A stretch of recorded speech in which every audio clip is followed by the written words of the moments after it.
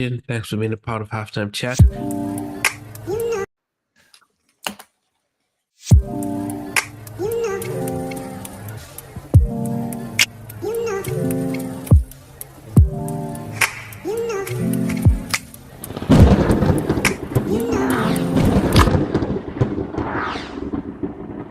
I hope that wasn't nervous energy there that just put the ending at the beginning and then almost forgot what I was doing.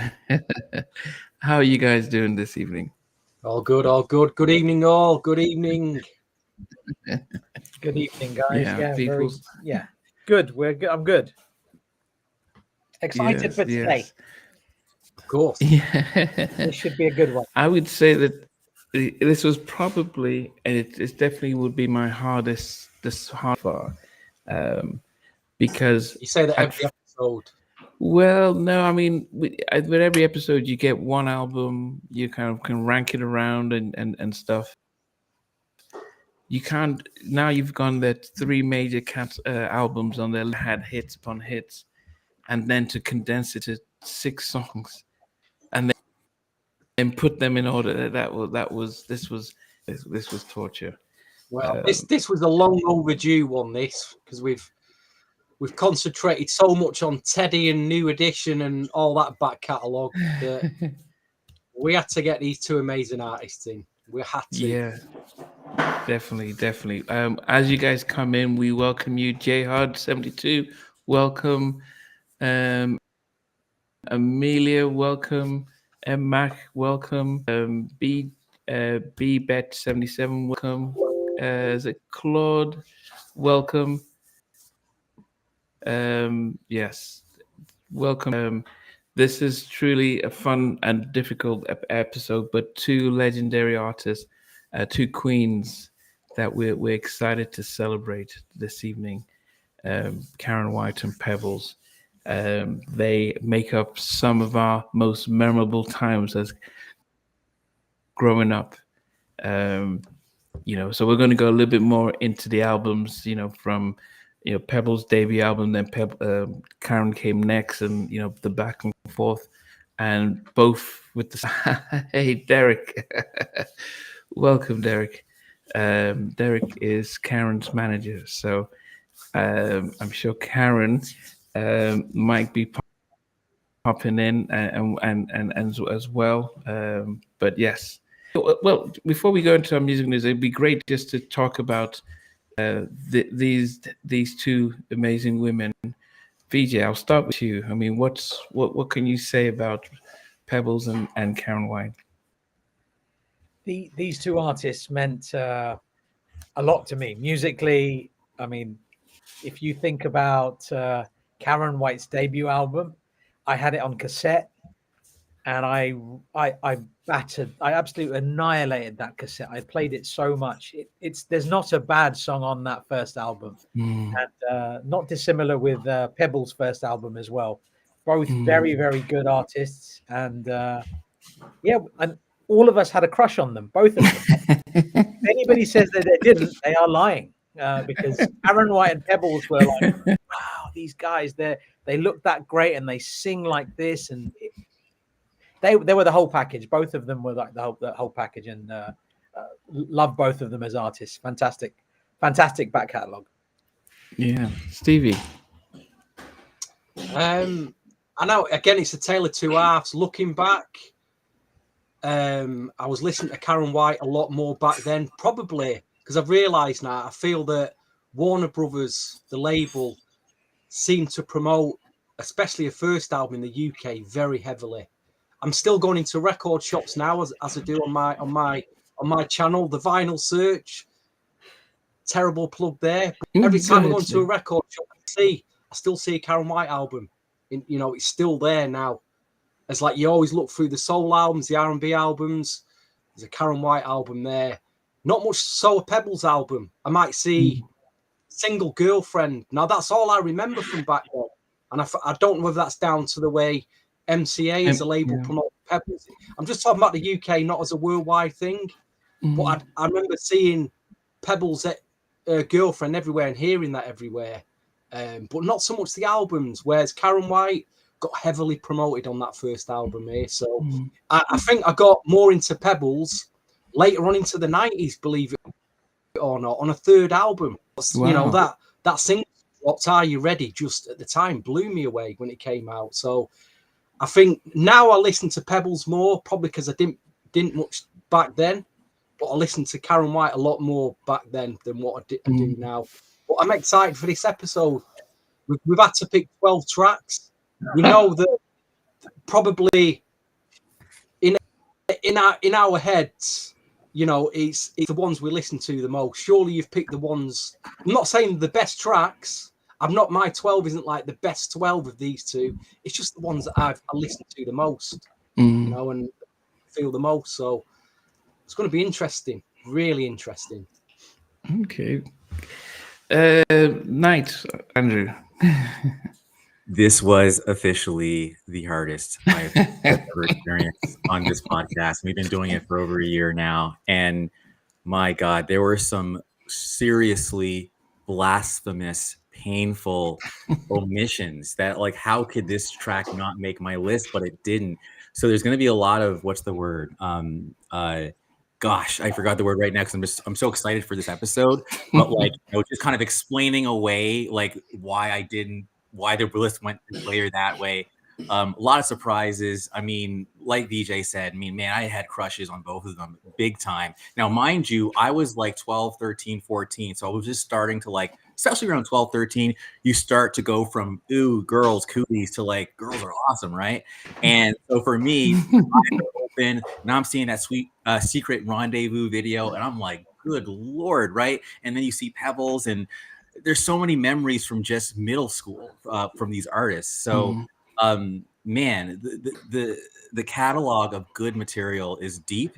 And then the last thing I'll say is, converse to Stevie rather, it was the first two albums that really were part of my life, and this episode is the reason that made me finally give their third album a chance. And I'm happy to say they both like surprised me. Like they both better than I was expecting, because they didn't get a lot of love, I think, at least not in the US. Like, so, but we can talk more about that. But I love this episode, and I'm talking too much already, but I really, I don't know if you guys can tell, I'm really excited to get into this one. Yeah. Good vibes, man. Good vibes. Feeling it. Vibes. And what are your thoughts? So what do you remember from back then specifically? From what I think I think Karyn's debut album was when I was in Nigeria, and both Secret Rendezvous and Superwoman were the country, and I would always say this: when Superwoman comes on, I was in boarding school, so we went. We weren't getting, so my daughter is now, and she put some real hot Nigerian pepper on her eggs. So yeah. Anyway, so all of a sudden I'm coughing. When Superwoman came, yes. When Superwoman came out, and I was in school, and making breakfast, and when you're getting rationed food, you can so yes. But I was in mate, we need to have a word with your daughter, mate, because you always seem, the minute you start this podcast on a Sunday, she's in that kitchen cooking. You know, ask her to do it an hour early or maybe an hour later or something. Look at the guy's coughing away here. It's like tear gas. Hanging in by a thread, man. He's hanging in by a thread. Well, I guess, I mean, anyway, yeah. Jelly Bean. Just before we start off, can you talk? Yeah, I had some thoughts about that. Like, this man, I mean, to explain his impact on R&B, funk, soul, the Minneapolis sound it's a massive loss. This is a big loss to music. He was in the time, they had the albums in 81, 82, '84, and then the original 7 album, Vanity 6 in '82, Sheila E in '84. He was even on Janet Jackson's Dream Street. Like, this is like early Janet, an incredible album. If you guys, anybody doesn't know it, DeBarge's Rhythm of the Night, he was on that in '85. He had his solo album Shockadelica in '86. Worked with Morris Day on Daydreaming in '88. Paula Abdul '88. Sue-Ann Carwell in '88. Cheryl Lynn, he was on The Good Stuff with Cheryl Lynn. Like, I mean, this man means a lot musically. He was on Janet's Control, Rhythm Nation. Stevie will be very excited by this album that's even being mentioned. Cool School, he was involved in that. Yes. He produced Alexander O'Neal's Criticize. He was responsible for the original, and when Jam and Lewis turned around and said when they did Crucial, hey Jelly Bean, can you create a song which sounds like Teddy Riley's New Jack Swing? And then we got that incredible dance remix of Crucial. That was Jelly Bean Johnson. He worked with Rod Stewart, Shaka Khan. I wonder if any of you can think of a Father MC connection with Jelly Bean Johnson. Can you think of one? Yeah, I can think of one. Well, yeah. All I Want Is Affection. I'm sure it's got to be that yes, one. Yes. Tamara and Scene Affection, which was a sample used on All I Want by Father MC. That was his song. Did he do Mint Conditions first album? He did. Yeah, and Mint, so the whole Forever in Your album. Eyes, Pretty Brown Eyes. So a lot of my favorites, Crucial, if you guys, I'm a New Edition guy, right? So Crucial, that's legitimately probably like my number 2 favorite New Edition song, if you're counting the remix. So anyway, I just wanted to throw that in there. But then Forever in Your Eyes and Pretty Brown Eyes are also among my favorites of Mint Condition, and Forever in Your Eyes in particular, I think is super underrated. But anyway, just had to jump in there, man. But you're doing amazing, Veej, with your breakdown. Your knowledge is sick. Both of y'all's knowledge is sick. So we've lost the host. I'm sure he'll be back in a moment. The host is back. It's been hot pepper soup. It's been hot pepper soup with Nandi, as we say in Nigeria. Oh, yeah, dear. I saw this connection with Karyn because Karyn was part of the Jam and Lewis family, and so she was up in Minneapolis and stuff. And I saw a post by his wife this afternoon, picture taken with him 3 days ago. Yeah, when Crazy, they went to see a show. So it doesn't look as if this was like a long-term illness. So. And she played a song about, time, just being aware of time. So we sent out prayers to his wife and the whole Minneapolis Sound family as well. Okay. So both these amazing women, and, I think we started it off and it says Karyn White versus Pebbles, but it was more, it was more like 2 women who were, even though Pebbles came out in '87 and Karyn came out in '88, their albums sort of mirrored each other. They had the same producers, well, a lot of Babyface and stuff like that. And they, 3 albums on these major labels. For me, I think when third albums came out, I think that I think MCA closed the year after his third album came out, so they didn't really put any effort into promoting it. And then I think with Warner Brothers, with Karyn, if they had released what's the Babyface track? Can I Stay a While? Is that the one on the third album?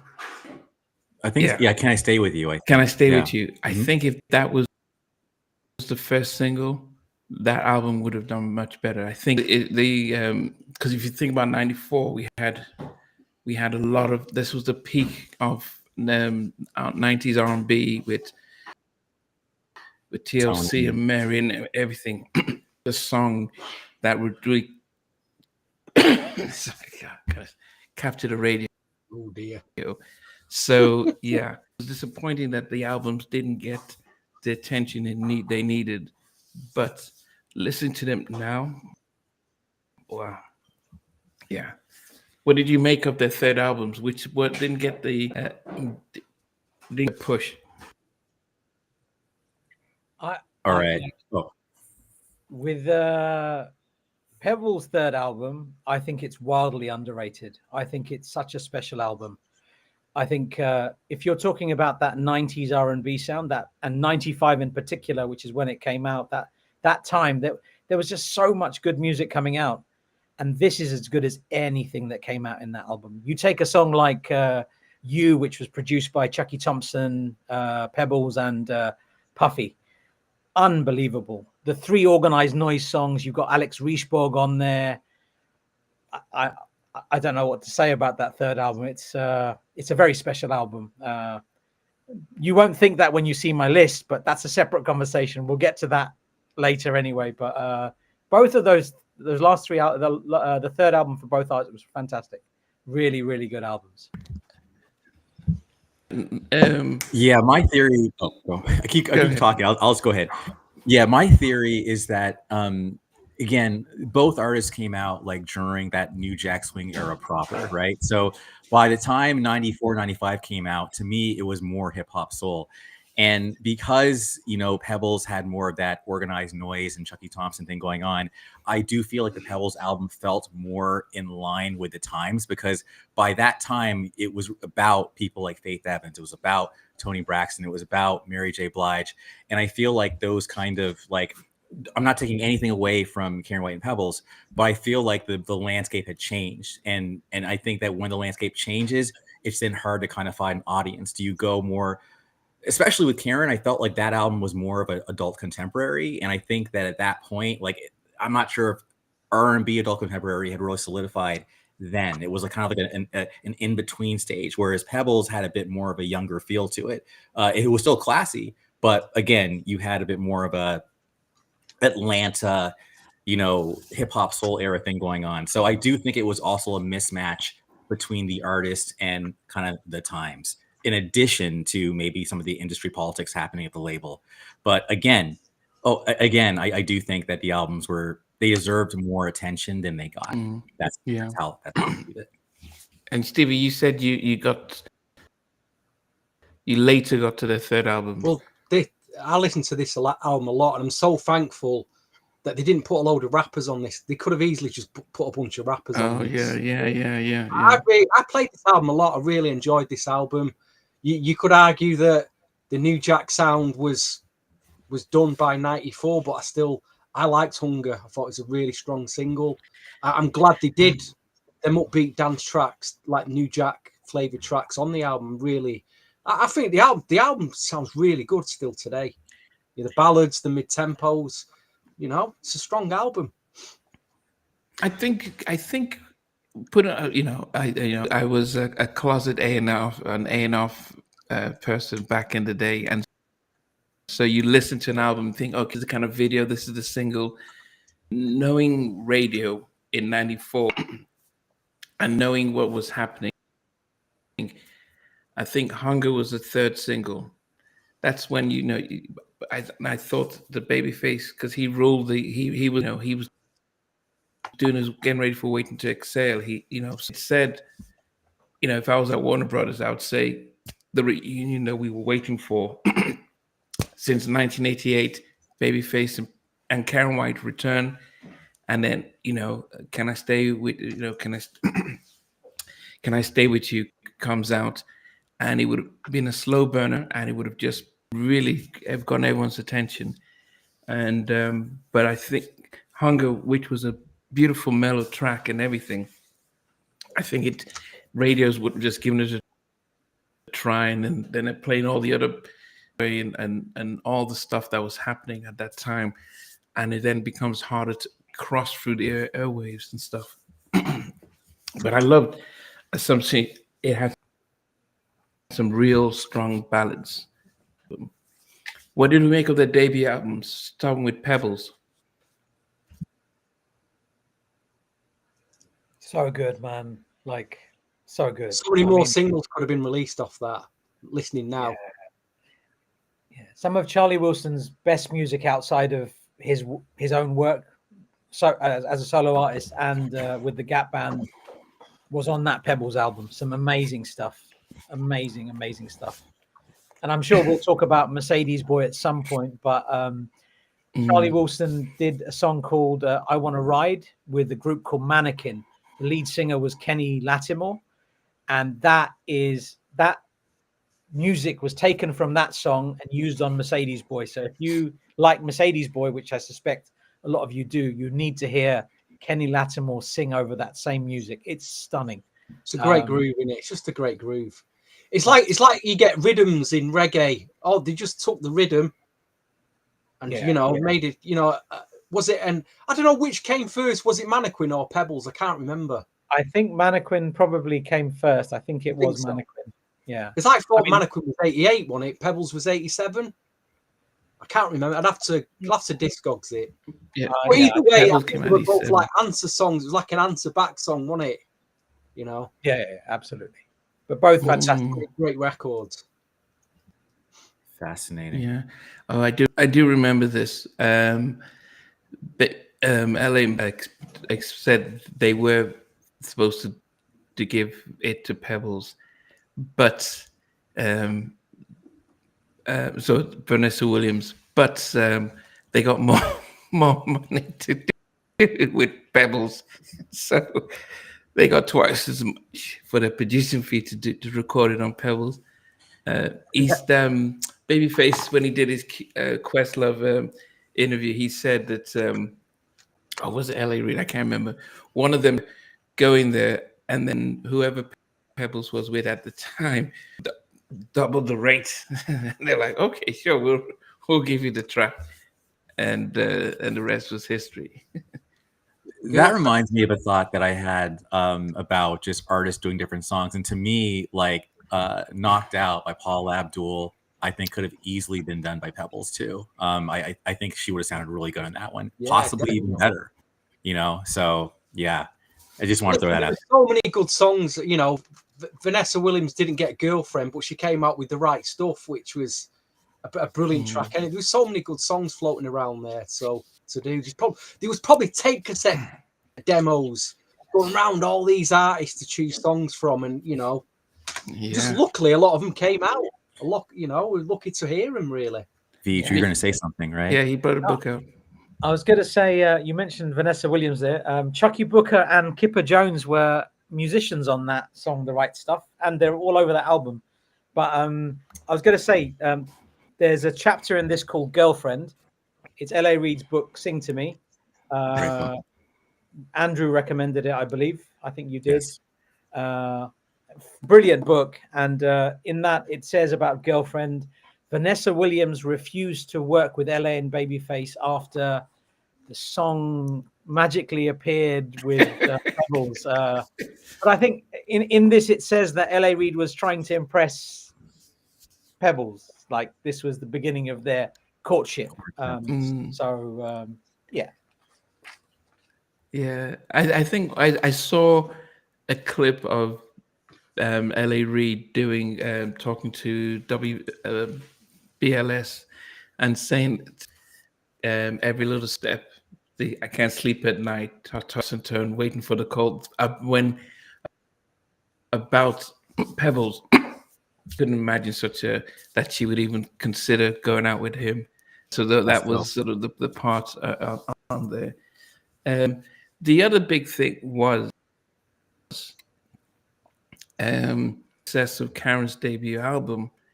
Babyface were expected to work with her again on a follow-up album, but L.A. Reid that they got both he and Babyface got invited to a Warner Brothers function, and his name has disappeared from your head now. Who's the head of Warner Brothers Black Music? Benny Medina.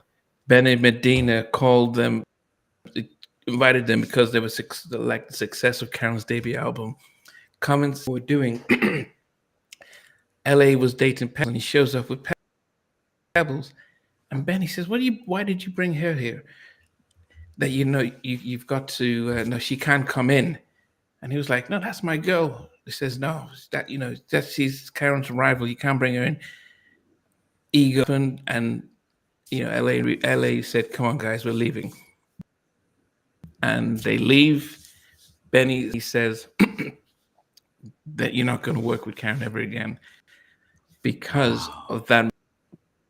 And 5 years later, Benny says, apologies, this was a Warner Brothers stuff. All the Warner Brothers were there, and Karyn was Pebbles' biggest rival. Oh, well, no, at the time they were at the same. Yeah. And you bring in, it's almost as if you're laughing, mock everyone there.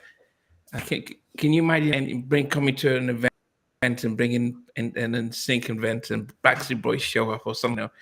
Back here, just thinking something, but that meant they couldn't work with her for this follow-up album.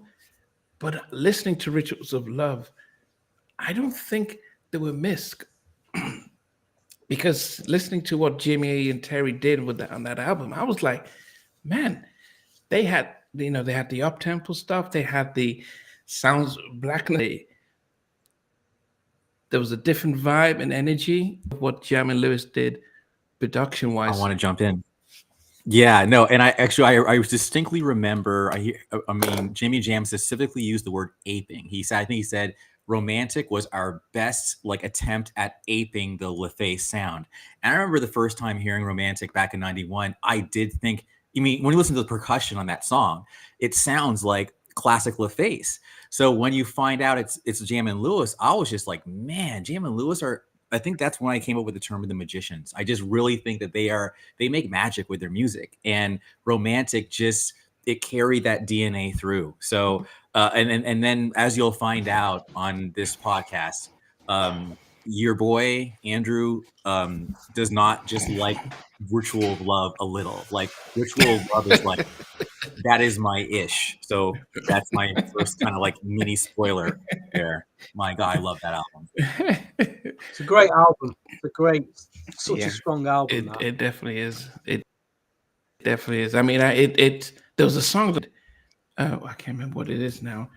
I will get it in there, but it was happy. It was upbeat. I actually didn't think they missed LA and Babyface because I think that it had her first number one on Rituals of Love, and so it was definitely a different vibe and different energy. And I thought this was Jam and Lewis really stepping up and not as you said, trying to take some of that face stuff. But Karyn co-wrote pretty much most of the songs on the album as well, so that was a whole different vibe on there. Yes. Anyway, so I don't know how we're gonna do this. We'll start from 12. So, guys, as you're watching, what we normally do on this episode on this show is that when we're doing these ratings, we're going to rate our top 12 songs from both artists. Impossible to do. I mean, when you're thinking about 6 albums and over 60 songs, we only have to pick 12 and 6 from each. And we're going to rank them from number 12 down to number 1. And then at the end, we're going to also rank our top the 6 albums in from 6 down to 1. And it's just preference and at this time. So I will start off and say what song will come in at number 12 for me. And it was from Straight to the Heart album. And I would say that I really did love this album. And you'd be surprised. Let me see. Yeah, there were some songs that I really this album. But at number 12 for me came in "And More Try," and that was produced by Kyle West and Pebbles. Can you imagine? And you can hear some of Kyle West's little night and day influences on. But yeah, it was. I think just listening to how Pebbles, her vocals, and reminded me of Shantae Moore.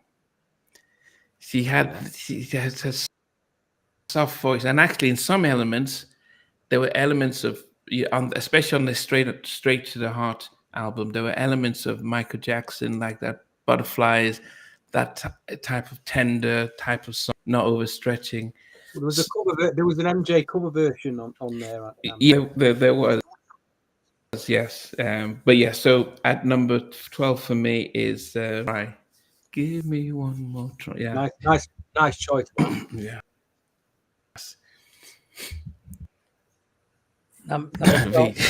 Number 12 for me was off Pebbles' first album. It is sampled in 8 songs and was covered in Nicole's Two Hearts Are Better Than One. Produced by Paul Jackson Jr., involvement from Louis Silas Jr. and Alex Brown. It is Two Hearts. And this song is a fantastic song. It's an ode to an older style, because this was kind of like the cusp and music was changing. The sound was changing, and Two Hearts sounds like an ode to yesteryear. So it sounds like something that could have been made in 86 or 85. But it's a fantastic song, and I think it's I love it. Two Hearts, that's my number 12. That could have been a single easy for me. Imagine an extended mix of that. Oh, I would have loved to hear an instrumental of that. Oh my god, very nice. It would have been great. It's a lovely song, and Louis Silas Jr. as well, and Paul Jackson Jr. together. That's a killer combo. Yeah, I mean, it's interesting because I picked, and I'm sure you're the same, VJ. We picked 12 tracks, but I'm sure I could have picked another 12 here as like a playlist. It'd been easily as strong, you know what I mean? Including that track. I haven't picked that track in my top 12 because I've only just been listening to it recently. I think why weren't I listening to that track back then? Absolute killer track. I think you could create 2 or 3 top 12s. I think there's so much good music between these 6 albums. I mean, and it's not about hits; it's about the quality of the tracks itself. Someone mentioned there's not enough hits. Well, so what? I mean, you know, these quality album tracks that we're talking about here that could have been released as singles, or the labels could have done something with. But I'll get to my number 12, and I've gone with something that I did mention about 5 minutes ago, and that was the track from Pebbles that launched a 3rd album. And I've gone with the Mario mix. Was it? I think it was included at I know it's on the digital version. I'm not sure if they included it at the end of the CD. I'd have to dig my CD out. But the Mario mix of Are You Ready? I just think for 95, it was just so bang on. It's such a sophisticated R&B club track, that for me. That mix, the way it came out, it dropped. And for those that have maybe forgotten about Pebbles, it was like she was bang right there again. It's like, whoa, she's here again. And you know, you heard that. And the thing about that song is the little ad-libbing by Mario Winans is just it's stratospheric. He sounds incredible on that song. So he adds a lot to that song. And Namdi, you're always giving me a hard time about remixes. Do you want to say anything to Stevie? I'm just saying. In fact, I mean, there's another thing I want to add. We keep hearing stories about Pebbles from other people. What I really want to hear now is Pebbles' own story. We keep hearing Pebbles this happened, that happened. I'd love to hear Pebbles come out of Pebbles' mouth for all the backlash she's received over the years. So it's like, come on, I just want to hear her story. I mean, I would say that I've interviewed Tim and Bob, as well as Mark Nelson and Tony Rich, and they all credit Pebbles for their career. So Mario Winans was the first person in her camp, and she told them about, and she got them out, and they also mentioned. And Tim and Bob mentioned, we've got our guy, Mario Winans. He played some stuff on the phone, and she flew him out the next day. And so I think there are 2 sides. Those who work directly with her would have a very different story. And everyone understands music politics. You know, Michael Bivins. We saw Michael Bivins and Boyz II Men on The Breakfast Club. You know, as much as some would give, credit about launching us, there are others who would talk about could have done better. And Mike Bivins said, "Look, I was a kid, what I was told." So you know, so there's just so much about backstories that we don't listen to and hear. And she was also credited for building LaFace. It wasn't just LA and Babyface. You know, she was part of the empire that started that, and you know, with TLC. So yes, she has said that, you know, when she is ready, she will be able to come and give a story. Yes, night. Right. That would be great. All right. I think there's a lot of love for the Straight from the Heart album by Pebbles in the number 12 position, because yes, my number 12 also comes from Straight from the Heart. And when I was listening to the album for the first time, I hit this song on repeat, and I just did. And this song is called Soul Replacement. Looking at the credits, it was Faith Evans, Big Rube, someone named Etheridge, and then Organized Noise. And what I liked about the song was, you know, I was talking about how albums have to kind of sound with the times, right? So someone had mentioned Crazy, Sexy, Cool. That album, I think, kind of helped define what the sound was. And I felt like this album could kind of hang with that orbit. And when you've got like that spoken word section in the middle, and then Sleepy Brown has that little section there's just something very hypnotic and zoomed in about that song. So I just was like, I like this. This sounds nothing like Girlfriend or Mercedes Boy or Giving You the Benefit of the Doubt. So to me, it kind of represented an evolution in her sound. So for that reason, I've got Soul Replacement absolutely representing, kicking out other songs like Give It To Me, Give It To Me. I'm sorry, I have to give that love. I love that song. Didn't make the list? Hell no. But it's like, I love that song. But Soul Replacement, there's so many others. I'm going to mention more songs. I'm going to breadcrumb them. But anyways, you guys get it. Soul Replacement, 12. And that's an Organized Noise song. There are 3 absolute gems by Organized Noise on there. And I was just talking about this yesterday to one of my friends, Claude, who's on this podcast, listening to this podcast now. Happy, I think, could have been a song for Michael Jackson. It's so good. Yeah. Yeah. There was a number of tracks that you'd hear and think Michael, and that's what I said. Yeah. There was there's a track that connects both Karyn White and Pebbles. Does anyone know what track that is? Was it a Babyface track? Yes. Oh wait, was Pebbles, was one of them singing backgrounds and the other? I think that's probably what it was, right? Yeah. Wow. All right. All right. Well, I get half credit for that. Yeah.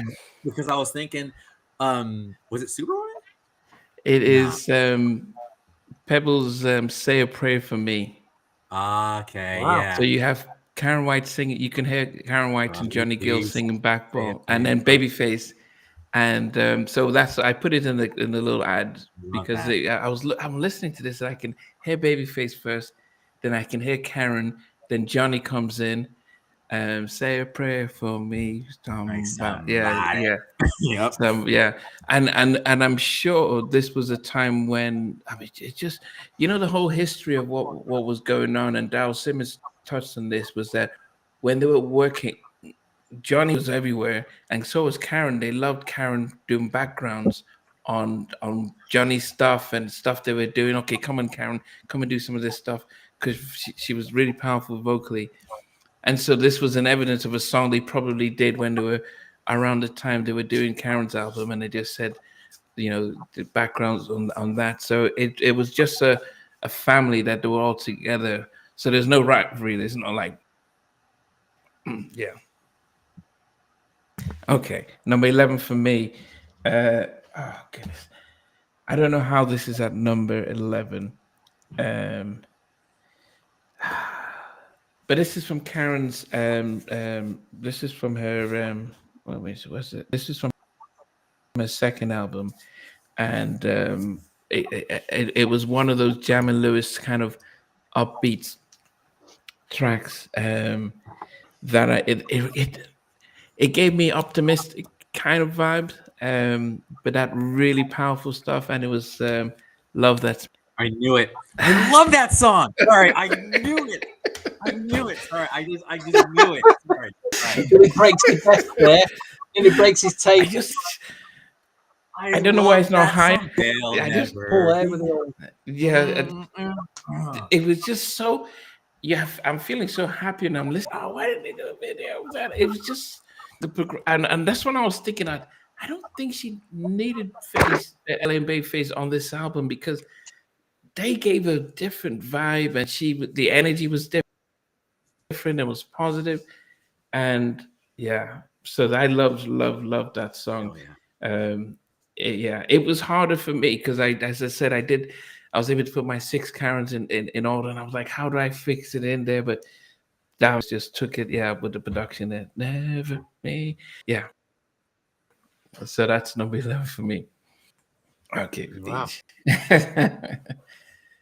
My number 11 is off Pebbles, Straight from the Heart. It's my only inclusion from the 1995 album. And this is the thing with this list. There's just so many songs here. Yes. So I don't think it's an indictment on the quality of the music, because I could pick 3 more lists with top 12s. There's 36 songs here, which are all worthy of a top list. It's that good, the music by both of these ladies. But I have to clarify that because I feel bad because there's no more. So you've only picked one track from this album. I could only pick one. I hope it's the one I'm thinking is V. I'll be very, very disappointed if it isn't. I would, if I was going to pick another song, it would have been You, possibly. Might have been Happy. But I've gone with the Mario Winans Are You Ready? And I had to. And I wanted to also say that Mario Winans is like Babyface. He's a master musician and an incredible background vocalist. And the way he makes a whole song come together, it feels very full when it's a Mario Winans production or a Babyface production. So I can see why Pebbles was able to spot talent the way she did. I mean, Mario Winans was recording music in 1990. He did some track with his mum, Vicky Winans, who is... there's a remix with R. Kelly. He's done some other stuff, but this was when he was really starting to come through as a producer. Are You Ready? 1995. I remember when this single came out. Amazing. Yeah. Amazing. Wow. I had to put the comments in because the comments are just are really interesting. So I wanted everyone to see because we could see all the comments, but I wanted everyone else to be able to see that as you're commenting, we're all seeing everything. So that's why I've had to put it in there. Steve. I picked a track from Karyn's second album, which was heavy in rotation back then. Not the CD, the album. I bought the vinyl album first, believe it or not. And it's, it's on a vinyl album now. These, anything from 1990 upward, in terms of like R&B, swing, the prices are going up. So this vinyl album now, you're talking £15 and above for a good condition, cost 15, 20, £25. So if you see one, grab one. But I've gone for, and this might surprise a lot of you, there's a track produced by Lainey Stewart on this album. And it's, at the time, I was really into like Quiet Storm, grooved out, like sexual, mid-tempo with ballads. And she did a track called How I Want You. And you want to get in the mood, girl. You know what I mean? You want to get in the mood, and you want to, have let's just say an interesting evening. A bit of aerobics going on. Get that track on, and it's on my list. You're on your way. You know me, I love a ballad. It is on my list. So. This had a bit of a groove. It had a bit of a doom. Yeah. Yes. Doom. Yeah. Goodness. As I said, I'm listening to some again, and I'm thinking, okay, it didn't have on the R&B side the Superwoman, but I think the difference was when the debut album came out, it was a breakthrough time, and LA and Babyface sound was rich. But I think anyway, we're going to rank the albums at the end, so I'm not going to say too much. Night. All right.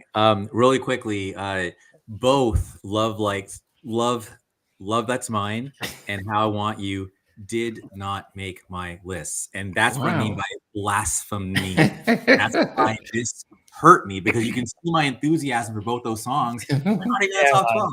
So that's why I'm just saying these, y'all, like, I think we knew they were dope. We did, but we just didn't realize how dope. So I hope that everyone who hears this realizes, like, also has the same kind of, you know what, they're even doper than we realized. So that said, here is my first, I remember the word now, disclaimer. And because I'm about to drop a track and I think a card might be thrown. But at number 11, it's a Pebbles track and it's automotively related. And dude,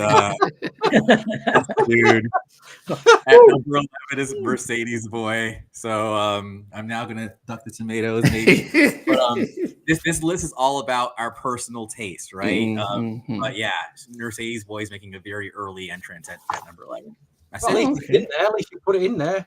Yeah, I didn't. Feel better. Wow. Yeah, okay.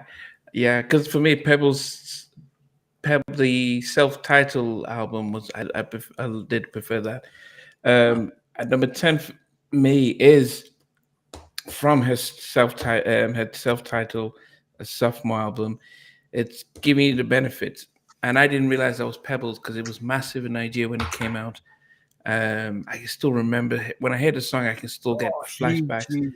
when that came out, and I'm like, oh my goodness, and it was it was such a massive song, and that's what I was saying, that at the time I was in Nigeria, ballads weren't as appreciated. Africans, we want something fast in the drums, so all these up-tempo songs were really really appreciated. So this was a nice comeback for her. So number 10, Giving You the Benefit. Before we move on, I gotta jump on that really quick. Giving You the Benefit was so huge. Now picture this. I lived in Atlanta, Canada.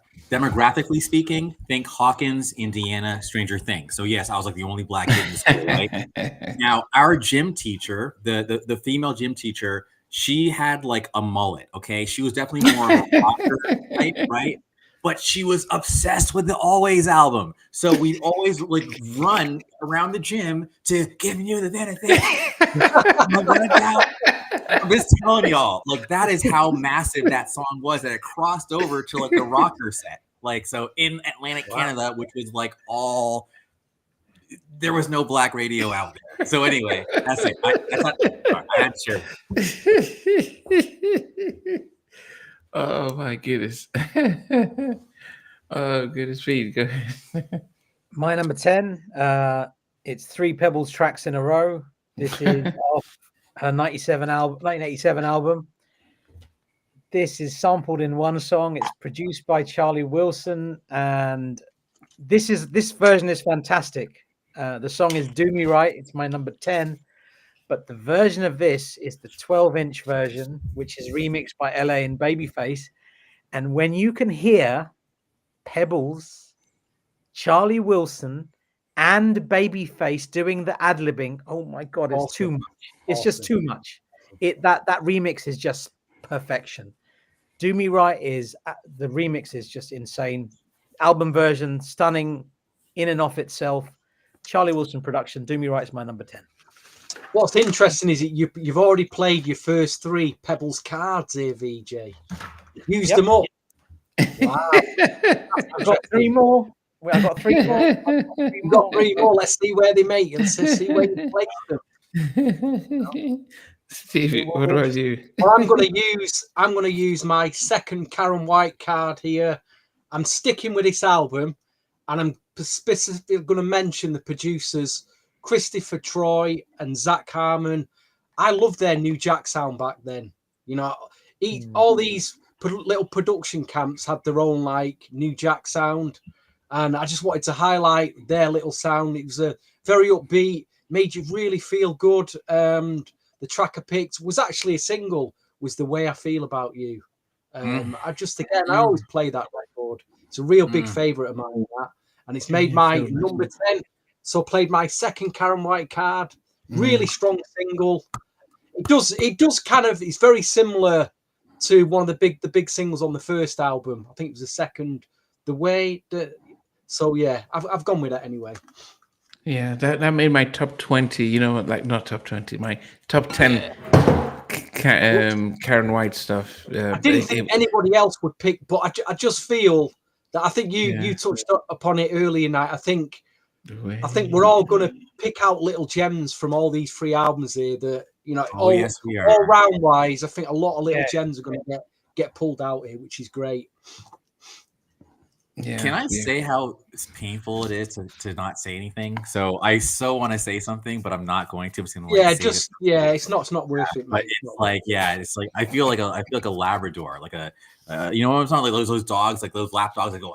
Anyways, all right. So number 10 for me is the first appearance by Miss Karyn White, and this song, I'll admit, I didn't really check like that until this one, and it's from her first album. This song was something that I didn't see until last weekend, and that is Love Saw It. I knew the song existed, but I just realized, man, this song is doper than I realized. So it's my number 10, and I'm sticking to it, and that's all. Hey, at least always trying to get a Babyface track in there somehow, right? Hey, hopeful. How you doing? Okay, number 9 for me. Oh, goodness, so going back to straight from the heart, and this was. I'm like, goodness, this is when I thought Shantae's more, and I thought also a little bit of Butterflies. It is Show Me, Pebbles. Wow. Organized Noise producing this stuff. I'm like, wow. Show Me. Yeah. The production, how she delivered it, just it felt like she didn't. They said, look, don't rush. Take your time. And there's so much, and I was actually pleasantly surprised. And I was very disappointed that I didn't know about this album in '95. I didn't know about it, and I'm thinking.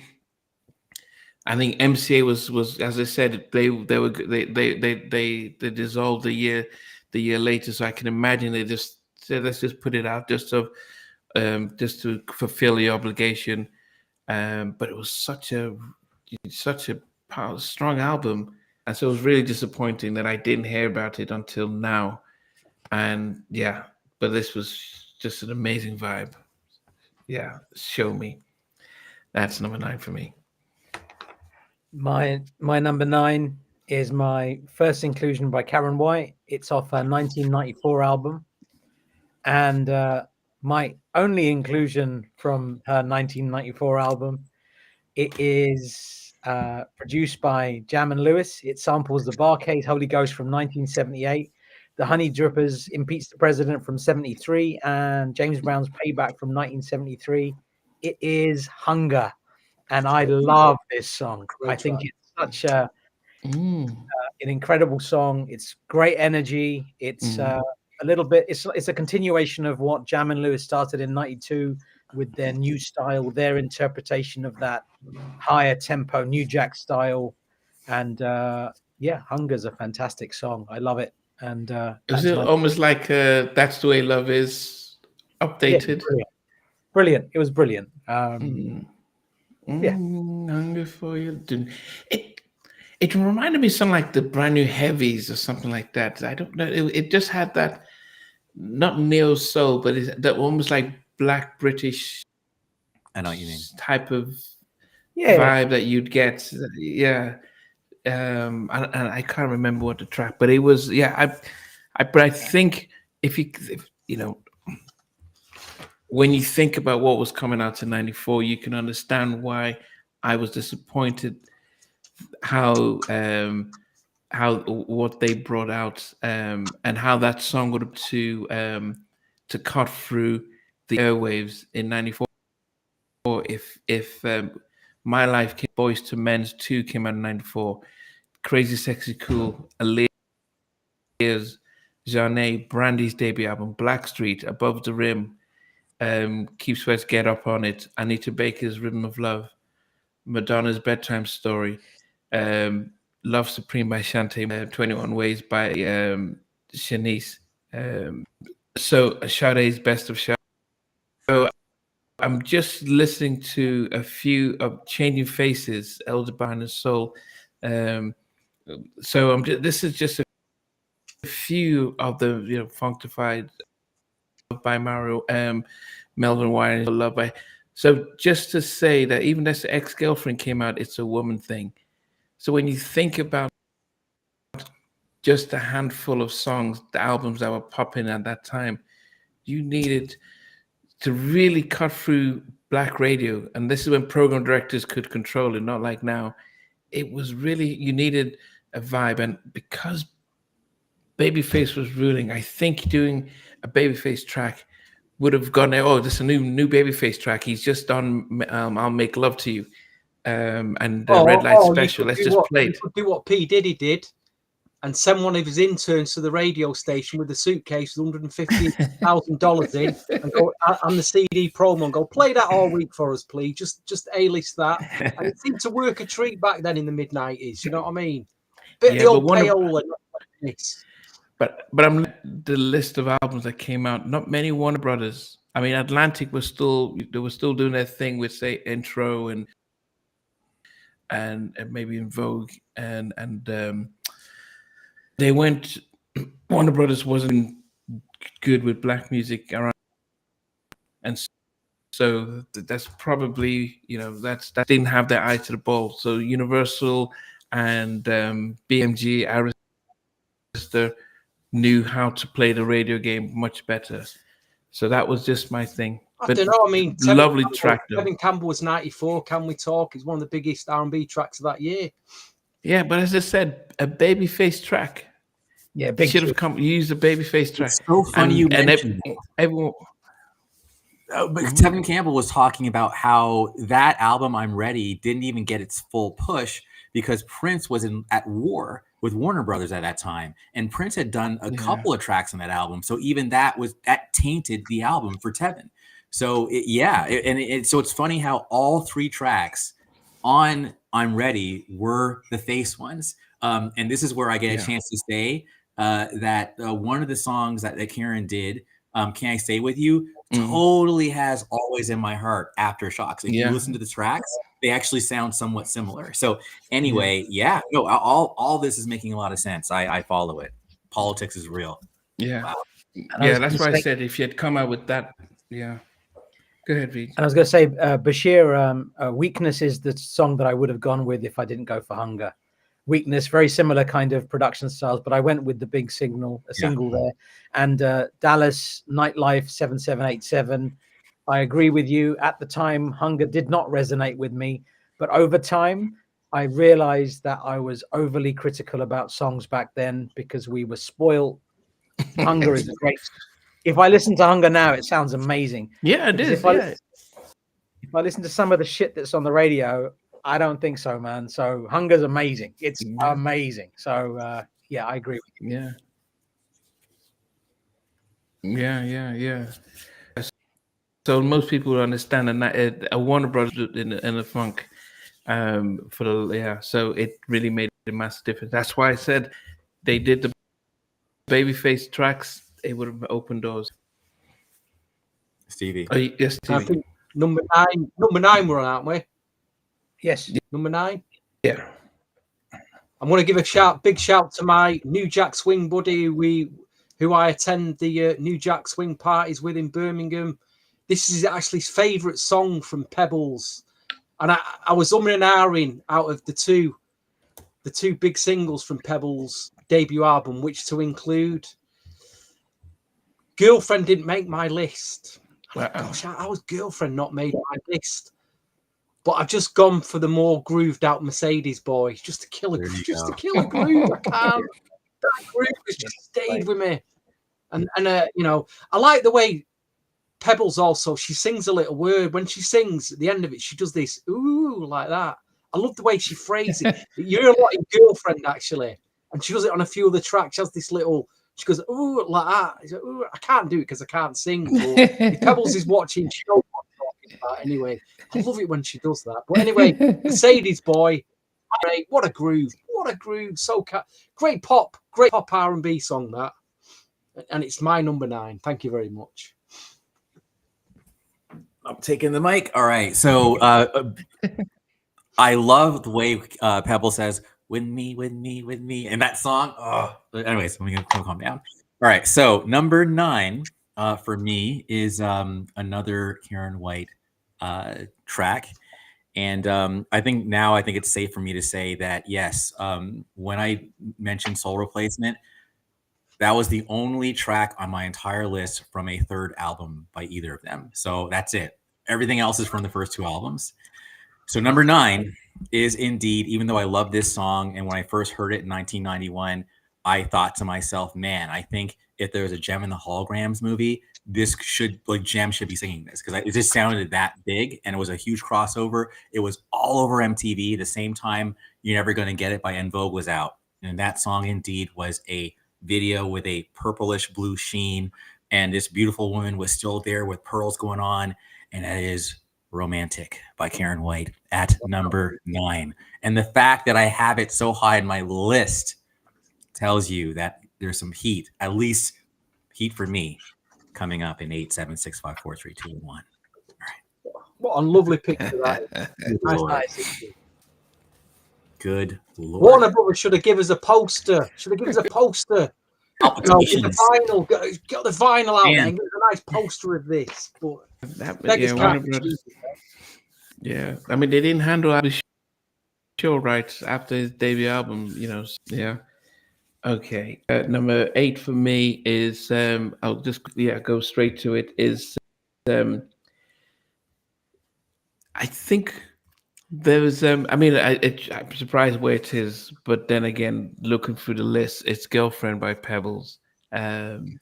Love the track. Love when she says your deal, and they join in. I mean, that is just so classic. I mean, if you ever see them doing the live performance, and then you see them come to the front, and then they sing their stuff and goes back and stuff. I didn't understand the timing, because I thought LA and Babyface had moved on, but then the fact that they featured a deal on Girlfriend, I didn't understand timing, and how Dick Griffin didn't get half the publishing on that. But anyway, beautiful track, beautiful. It was one of the most popular songs for me. I preferred it to Giving It to You Benefits. Yeah, that's it. Reach. My number 8 is off Karyn White's 1988 album. And if there was ever an indication of how significant and how impactful Karyn White is or was, this song was sampled in at least 8 songs. It was sampled in Big Daddy Kane's Warm It Up, Kane. Drops the mic, see you later. That says everything you need to know. It was also sampled in Loki's The Shawanda Story. It's, of course, The Way You Love Me. And this single is an absolute gem. The mixes on this, what a song. Yeah. Karyn White sampled it with Big Daddy Kane sampled her. The end. She wins. That's it. Wow. That's it. End the podcast. Wow. How many tracks have been picked by the same? Has anything been? I've heard. Try to think now. I've heard. Are you ready? We both said, "Are you ready?" Yeah, and I'm sure Knight and you've picked. I picked Mercedes Boy, and I think you did too. We both picked Mercedes Boy. Yeah. So all right. So that's interesting. So there is a few the same. Right. I had 2 tracks in my top 12 from this album, but then I realised I've this one track from another album I didn't pick. So only one track, unfortunately, has made it from this album. And I played this a lot, but the track I've gone for, I'm going to mention the back some of the backroom staff they had at Jimmy. We talked about Jimmy Jam and Terry Lewis, but he mentions Lisa Keith on this, Steve Hodge. You know, they had so many people behind the scenes that did a lot of stuff for him. That what an incredible production unit. But the track I've gone for, the bass line starts at bum bum bum. Bum bum bum bum bum bum bum bum bum, then it kicks in. Oh, it kills me. Weakness. That's my. You maybe you're my weakness. That track. But, I still play that today. Kills me. Bum bum bum. That bass line. Fantastic track. Bum. It's a killer. Absolute killer. The song, it feels like it just keeps coming for you. You're my weakness, and she keeps saying it. The way you're my weakness. She's singing it with so much passion and vigor. It's like, oh man, so good. I'm surprised nobody sampled that bass line yet. Some rappers or something. It's just begging to be sampled. That. Yeah, weakness. Maybe your weakness. Yeah. Well, for me, okay, night. Sorry. Very good. This is where we enter now the completely subjective zone, which is now we're just picking our personal favorites, right? So this is a rando that I will say we have a little NJS Forever New York crew, and one of the New York crew picked this song, and I was really impressed or surprised, I should say, because I was like, this song is so random. But this song closes the absolute wonderful journey that is Ritual of Love, and that song is called Hard to Say Goodbye by Karyn White. Wow. I love that song, and the way it even ends, like no one to tell you, and a little why it's hard to say goodbye. Like it's just like it's so Jam and Lewis. It's just like I just love that track. So it absolutely is my number 8, and I just couldn't believe someone else picked it because there's so many tracks to choose from. So if anybody else likes that song, we're soulmates. I'm playing, but like I love that. I would love it if someone else picks that one. But anyways, that's my personal number 8. Wow. Okay. Great choice. Surprising. Yes. Very nice. For my number 7, I went from Karyn's third album. And just remind, she's come up with she's released another 3 or 4 albums since she left Warner Brothers, right? And she's coming up with a new single. So we'll stop doing some promotions in December. So she's done some new music with DOA Island on some of the production. So we get ready for that. However, at number 7, it is "Can I Stay With You." This was a song, was the reunion with Babyface, and I'm listening to it and I'm thinking, why didn't they come up with this? Even though Hungah was beautiful, but this would have got through the noise and would have been like, okay. And they would have pushed it heavily because you always put the money in your first single. That's where they put the video, that's where, through. Anyway, yeah. So that was, loved how she delivered it, and it was like her chemistry with Babyface had not disappeared, the way she delivered it. But so "Can I Stay With You" is at number 7 for me. Nice, man. I'm gonna have to compliment we're gonna have to compliment everybody on every one of their track selections because they're all great songs. I mean. There's hardly any duds. I'm not saying there's some which I could skip, but 95% of these albums are brilliant. Number 7, is it? Yeah. My number 7 is from Karyn White's 1988 album. And out of all of these albums, I don't think there is a more iconic song.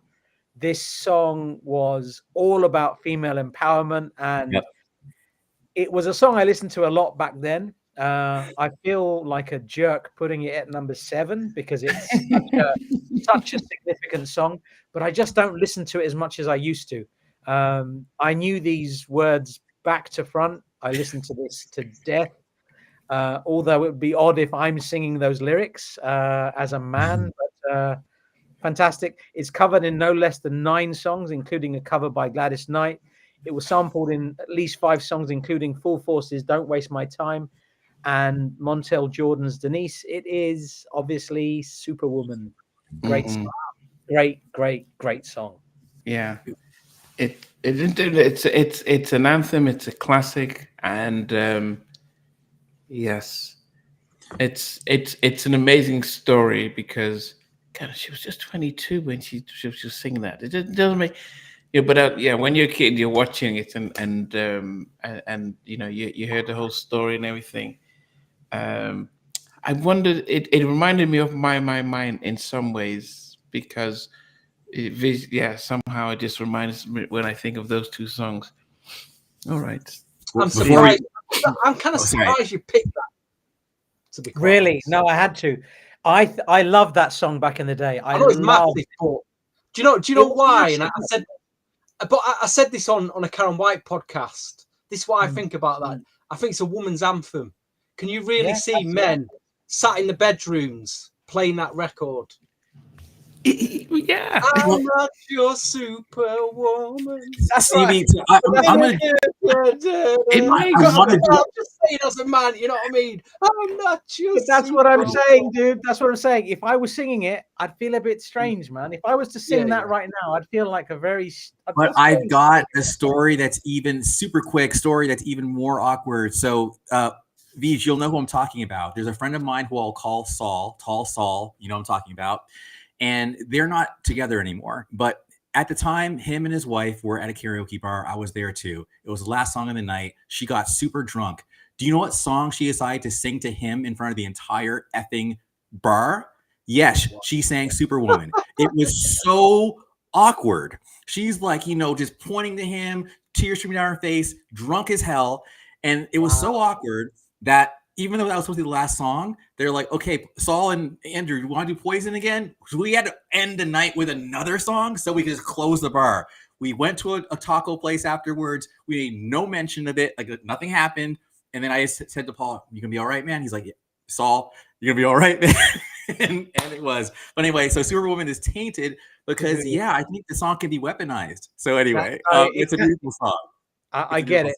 But Stevie, you do understand how impactful that song is. It's massive. It's beyond massive. It's a huge track. But I'm just saying, as a man, it's like there's certain songs that can I just put that song on, and sit there. I'm not looking at it from a gender perspective whatsoever. I'm just looking at it as a perfect song. That song. Yeah, but is it something you play all the time? That's what I'm saying to you. No, but that's why. In another years ago, because it was a massive track. No, years ago, no, not at all, Stevie. Years ago, it would have been maybe number 2 on my list or something like that. I listened to it a lot. What I'm saying is, I used to listen to it so much. I still listen to it, but a lot less. But that song, there was no way I was not putting Superwoman in my list. I had to put it in there. It has to be in there. I mean, vocally, it's incredible. It's an incredible track vocally. Yeah. Song aside, I just think the vocally is just oof. Yeah. And it is a strong woman's anthem because at the time you just didn't hear women singing songs like that, on the radio and the subjects of it, I think. But I'm sure we'll get back to this song. We'll get back to that song. I'm sure somebody else is going to pick that record. Anyway, number 8, staying with Karyn White, and look at this picture, guys.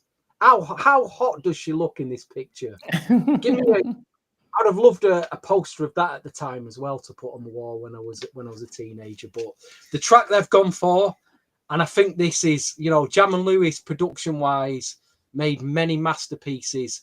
I think this is very much because it weren't released as a single.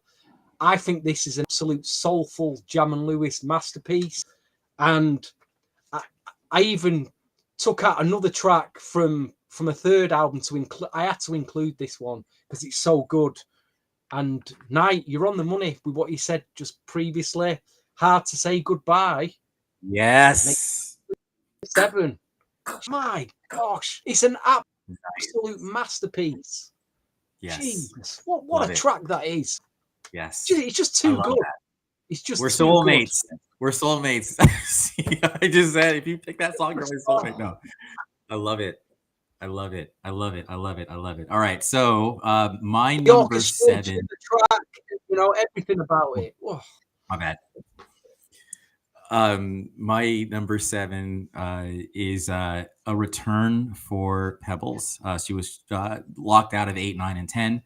But this is a very kind of sweet track, and it kicks off the ballads on her second album, and that song is called "Why Do I Believe." I don't know. There's just something about it. It's just so tender and sweet and relaxing. I think it's hard to be stressed with that song playing. So, why do I believe that I belong to you? I will sing later on in the show, but not for that song. But that's my number 7. If anyone else likes it, let me know. Nice. Uh-oh. Are you there, Namdi? I think you're He's got on something mute. to say. I mean, he's cooking something up here. I got a feeling he's cooking something up. I was saying the Disney song. It is Disney song. It's all good. Oh, totally. It is. Totally. Disney song. Yeah. 100%. Yeah.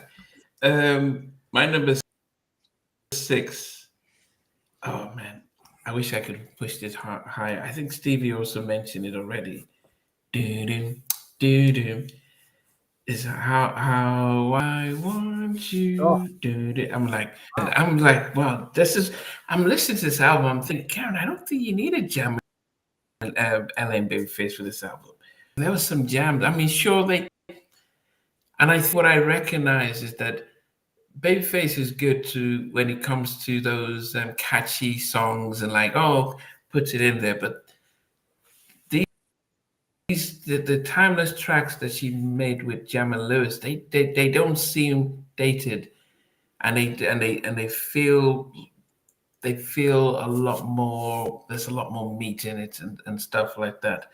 And you know, because I recognize when I was listening to a number of tracks with Pebbles. Oh, what track was that? I think it was giving it. It was almost like they remixed Off on Our Own. It was almost like, so there's a lot of what Jam and Lewis, LA and Babyface would do, where they'll take elements in this song and match them together, so they'll keep you almost the blueprint. But with Jam and Lewis, sometimes it is almost like, yeah, we're gonna start and build everything from scratch, and it is such a vibe. It was like a jazzy, it was like a bluesy, it was central and everything. Yeah, number 6 from How I Love. Well, I'm surprised you had to pick that. Happily surprised, but really surprised. Nice, man. Yeah. Yes. Okay. Read. Number 6 is a Pebbles track from 1987, produced by Charlie Wilson again, sampled in at least songs. This is also automotively related. It is. So we've all picked it then. It's Mercedes Boy, fantastic song, love it. I will say, I mentioned the Mannequin song earlier, and I'd say that the Mannequin version edges this. I Want to Ride. It's Kenny Lattimore singing at that age. I can't explain how good it's insane. But Mercedes, but we're here to talk about Pebbles, and Pebbles did a fantastic job on this. And hearing Charlie Wilson doing the little bits in between is just, oh my God. And the remixes, don't get me started. Different planet. Mercedes Boy, very, very worthy number 6. Nice. So you've picked it, I picked it, Knight's picked it. So the fact that 3 of us have picked that, I think that could be high up in the master list. We'll see then. We'll see. We shall see. We shall see. Yeah. Anyway, number 6, and it's my 1, 2. Right, number 6. This is my 3rd entry for Pebbles, and you've already mentioned it, VJ, but it's quite high up for me. I've gone with "Do Me Right" from Pebbles. Oh, both the album mix and the remix. I play them to death, mate. Absolutely play them to death. You know. Was there a video to that? Not sure. Was there a video to Do Me Right? I don't think so. Not sure. Not yeah.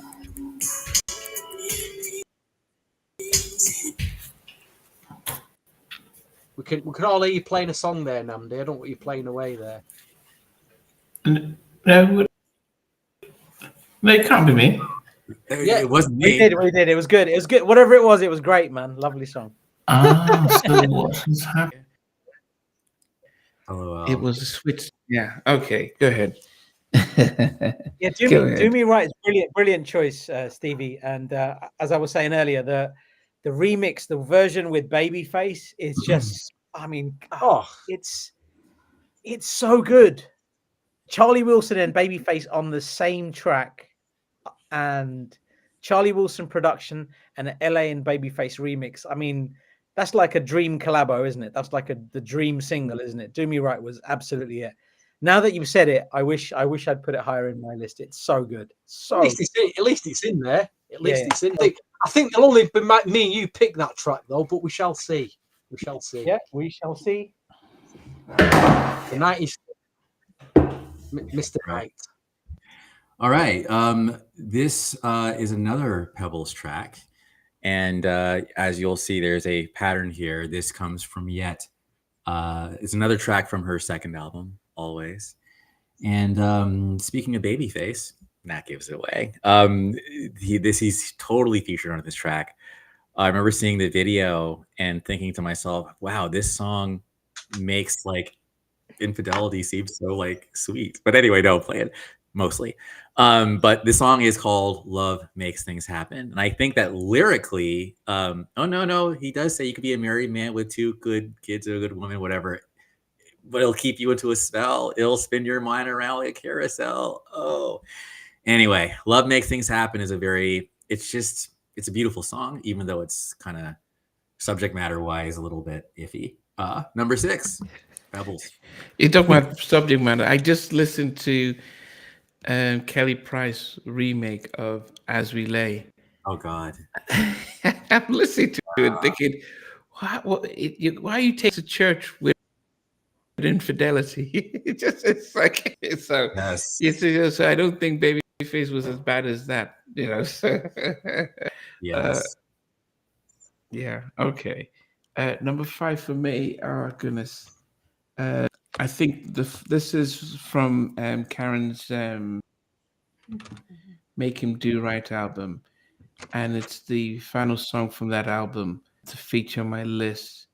But it was such a powerful track that I was like, man.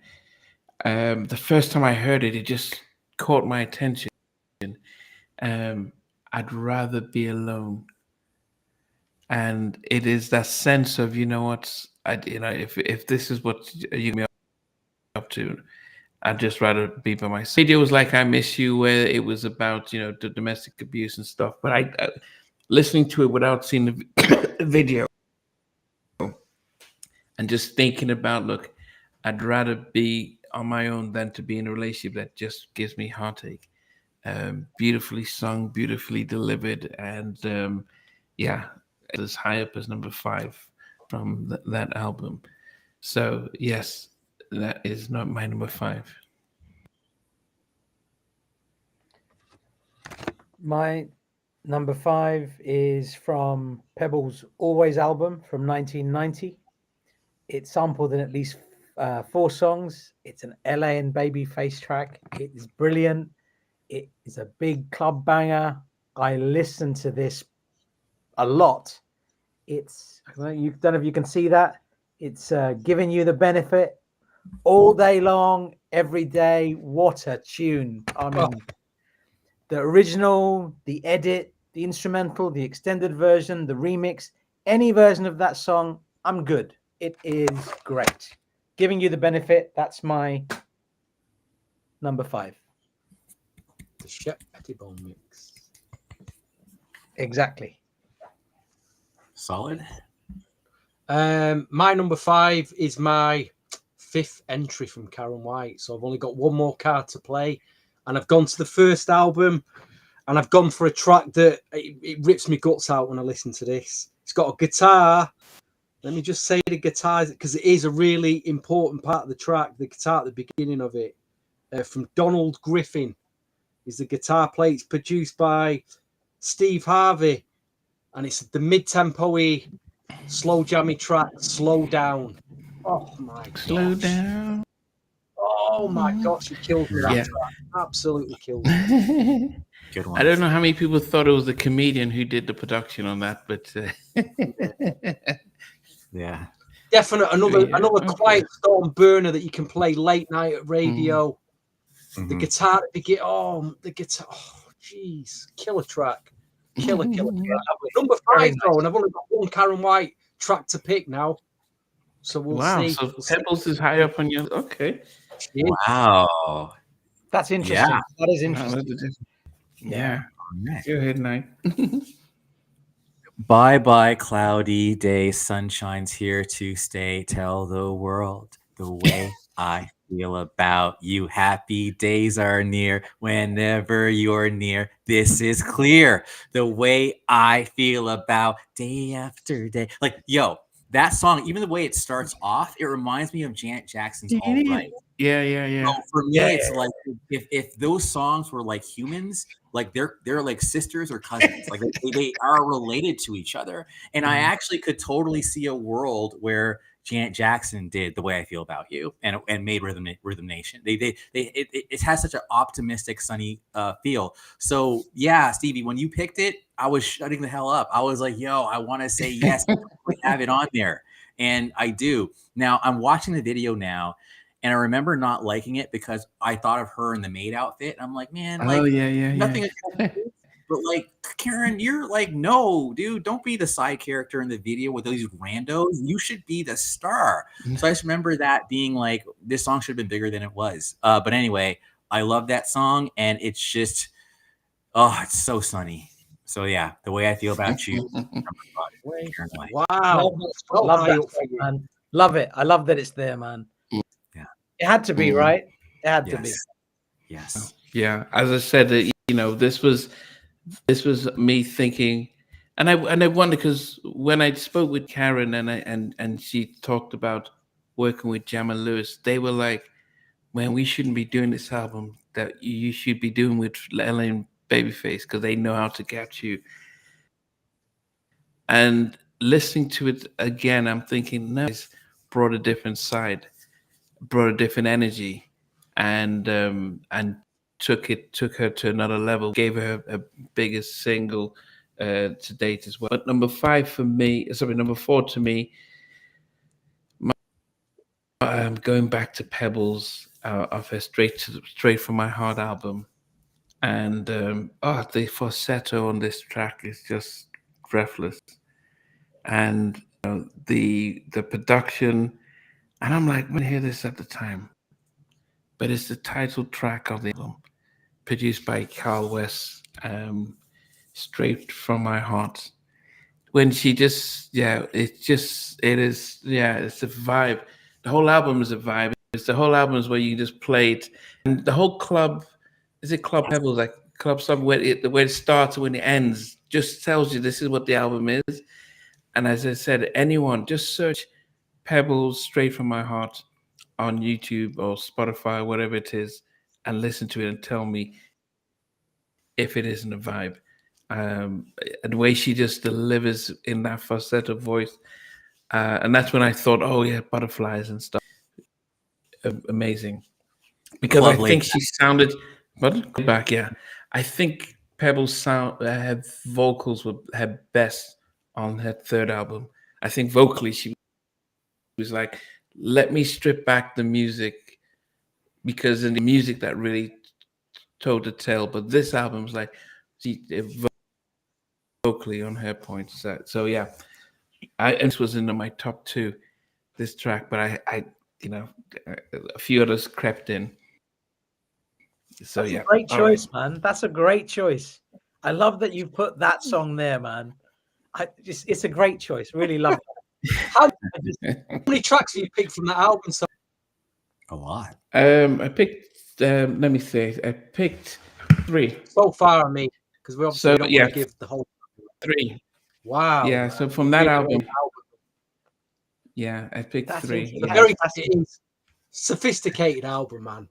Very Yes. sophisticated. Yeah, it's a great album. Yeah, please. My number 4 is off Karyn White's 1988 album, sampled in 5 songs, including the Brat's We Ready and the incredible Devin Morrison's Samora Hills from a couple of years back, I think it was. This is produced by LA and Babyface. It is a duet. It is Love Saw It, and it is stunning. Yeah. Love Saw It is perfect. This is peak LA and Babyface. Love Saw It. The way the song just starts, it glides, it just, it's magic. Love Saw It. A very sophisticated track. Fantastic production. I just love how everything about this song. Wow. I want to listen to it now. It's great. Love Saw It. That's my number 4. I'd love to see So how many it tracks live. have you picked from a debut so far? Is that 3? Have you picked 3 from the debut? I have picked 3 from the debut, yes. Wow. And that's Right, the opposite from the debut. Wow. Number 4 for me it's a Pebbles track, and it's straight from the Heart album. Karyn White did, as I mentioned before, did a track called Slow Down. Mary J. Blige on her debut album did a track called Slow Down. And this song is all about making a guy wait. If you just wait, if you slow down, it's all gonna come to you. And I like that. I like when a woman, it's that suggestiveness that a woman puts out there to you. I really, that turns me on, that. So, but this track in particular is produced by Chucky Thompson, and I'm stunned VJ's not. He could have picked. He said he's not. He's it would have been. Yeah. Oh my God. I love that you put it in your list. This is a brilliant. The beat in this, incredible, and the bass line. Oh my gosh, the beat, and then the song is just. I just think it's a gem. I thought no one's. Maybe you might have picked this, VJ, but it's probably only me that's going to pick this track. But again, I still play it to this day. I play it over and over. I love it. It's brilliant. It still sounds great now. Stood the test of time, I think. Good minter, the beat and the bass. Great soulful R&B track. Pebbles You. Yeah. So from Chuck, another Thompson masterpiece, I think. Yeah. It made my top 10. If we did top 10, it made number 10 for me on Pebbles. Number actually. Yeah. And the thing about that song, it's a proper bad boy song, isn't it? It's like a proper. Yeah. It feels like a proper bad boy production. Yeah, I love it. Very nice. I'm surprised you didn't pick it, I'll be honest with you. Very surprised. There's too many songs. There's like 75, 80 songs here. I mean, how are you going to do it, man? It's too difficult. I just think, for me, if I've got that track per woman there, I know which I'm playing more. Just the way, that's just me. Andrew. All right. So this track at number 4 is a Pebbles track. It's from her second album. And I'm looking at the production. It looks like it was Daryl Simmons and KO. And it's a ballad. It's very just kind of quaint and cute and chill. And it's a song called Stay With Me Forever. Very nice. I waited so long. You down. Oh, baby. I waited so long. And I love that song. And at one point, I thought it was going to be a top 3, but it just made the top 4. So yeah, I've always loved it. I don't know anyone in my life. I've never talked about that song to anyone in my life until this episode ever. So this is a special moment for me. But I've loved it since I think the first time I heard it was like 93 or something like that. Anyway, love it. And thank you for listening. Stay with me forever. Go. Great choice, man. Yes. Okay. Number 3 for me, top 3. So number 3 for me is, I think this was probably the energy that this woman brings to her performance today. So you check her, if you check her IG or Facebook or YouTube channel, you'd see that she's performing across America, lots of city wineries and places. And if you see her on stage today, it is almost like it was back in the day. You know, before Beyonce was doing her stuff when Single Woman, or Karyn White was doing this back on the Apollo and Arsenio Hall when it was opening. She was alongside on the Bobby tour, and I think of her up tempos, this is probably my favorite, and it's Secret Rendezvous. Nice. I say, guys, go and search Secret Rendezvous, Apollo version, or maybe the Arsenio Hall version. I think maybe Arsenio Hall version. Both of them are electric.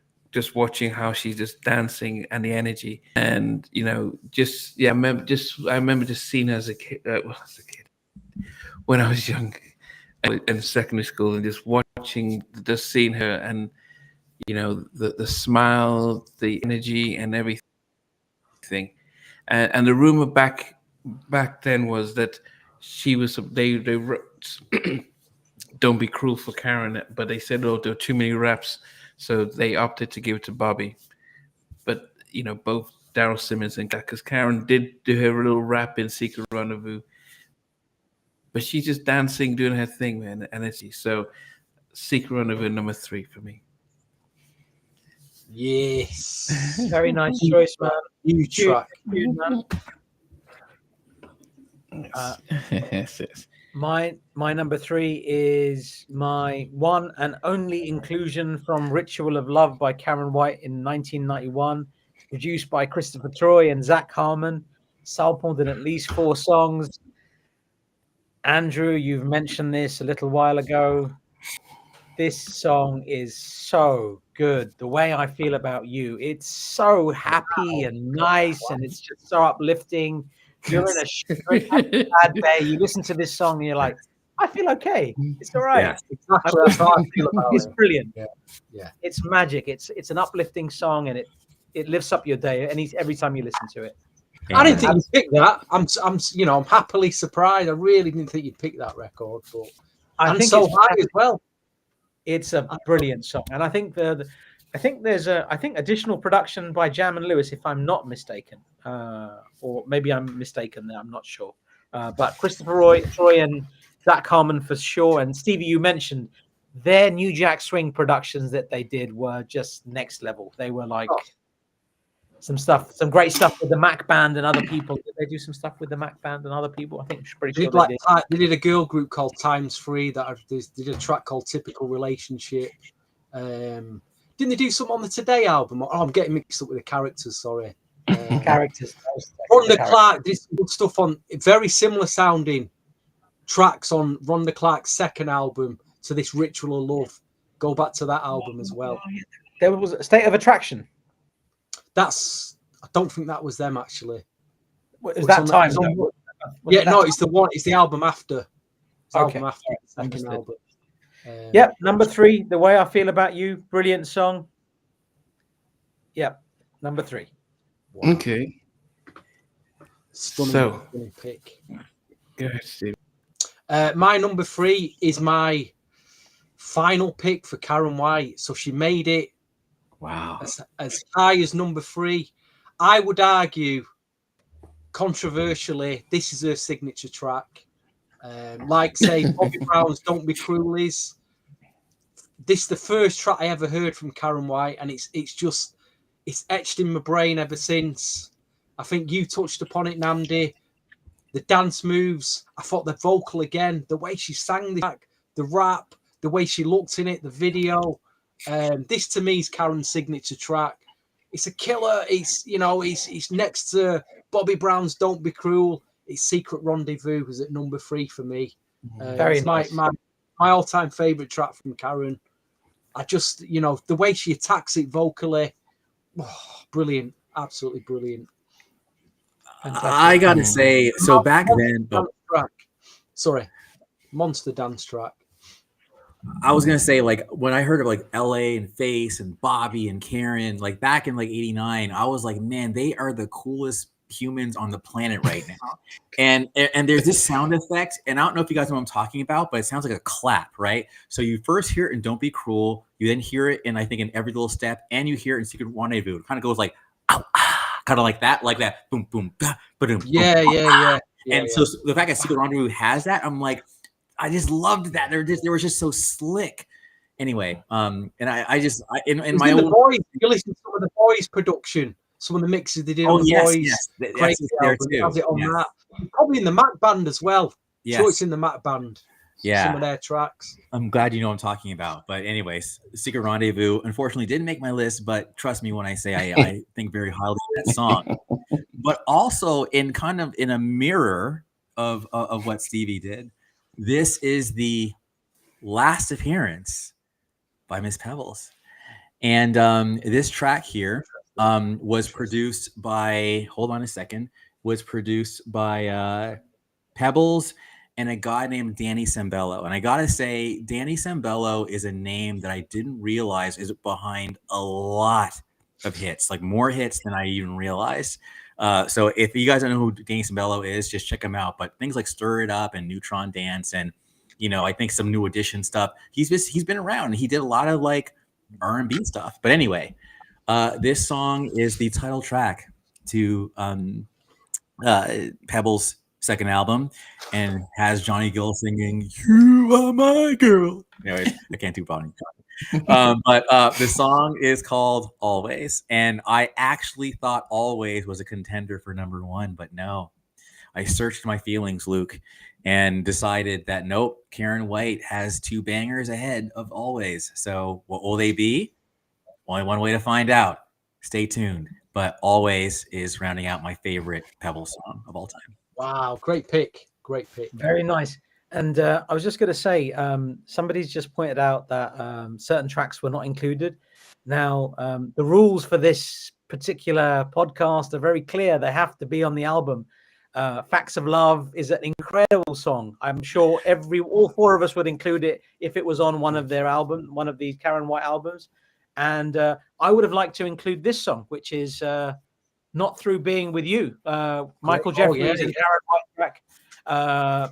Produced by Jelly Bean Johnson. I would love to have included that, but that's not on the list. So unfortunately, we can't include everything if it's not on these albums. The rules are the rules. Do you know what I mean? So at least we mentioned it, though. At least we mentioned it. Yeah, those fantastic. The work she did with Jeff Lorber was, and it carried on. It did carry on into a debut album. The work she did, because there was a few B-sides that were released, obviously on the B-sides of the first single albums that she did with Jeff Lorber as well. That could have been included on the album just to fill it out a bit more, but they didn't. So you mentioned those unreleased B-sides. That's a fascinating conversation. That is another, that definitely some gems there, man.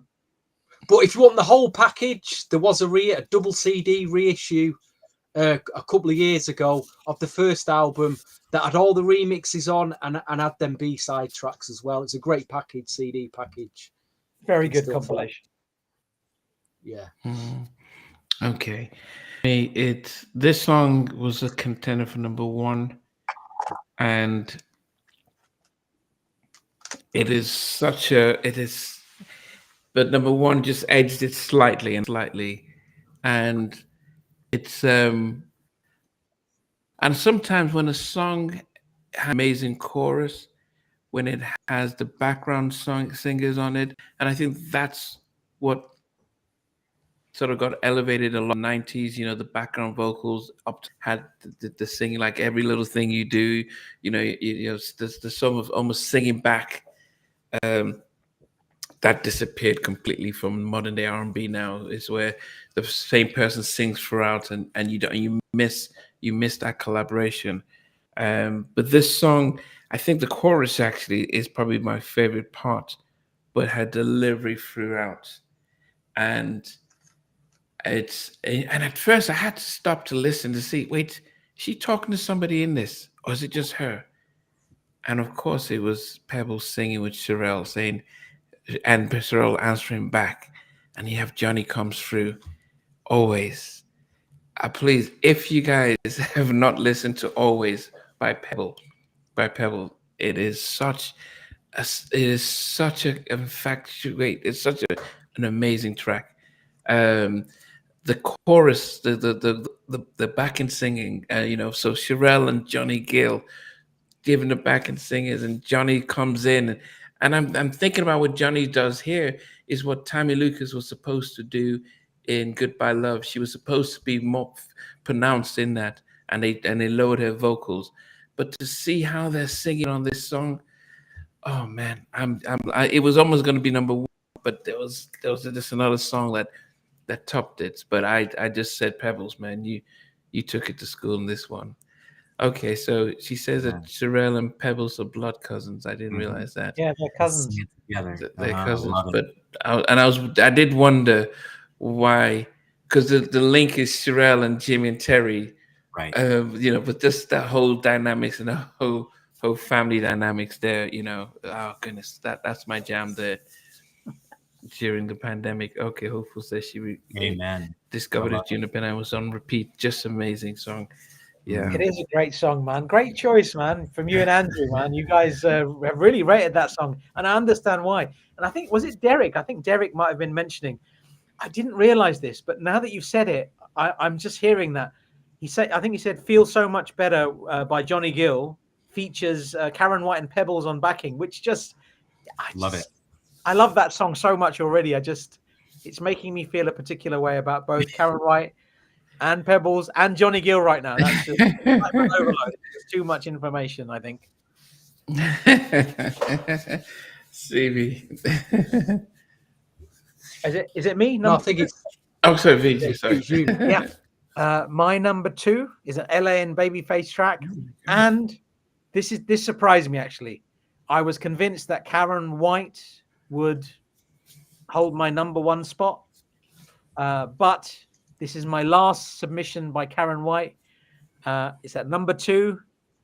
It's sampled in at least 2 songs, and it is, of course, the incredibly infectious Secret Rendezvous. What a song! What a song, man! This song is just like fantastic. The production is just stunning. Everything, just the way it all comes together, it just energizes you. You're going on a night out and you want to listen to a song to get you in the mood to go out. This is that song. Secret Rendezvous is it. Lovely. Damn. Number 2. Number 2. I love it. Okay. Wow. Steve. Number 2, obviously it's a Pebbles track. I'm going to, before I mention this track though, because it does relate to what I'm about to say, I think I can pinpoint now 3 Pebbles tracks that I think were kind of production wise very ahead of the time. The first one was from '86 that did end up on a debut album, but it was on a soundtrack first, and it was produced by Andre Simone. And I feel so bad that I've not included Love Hate.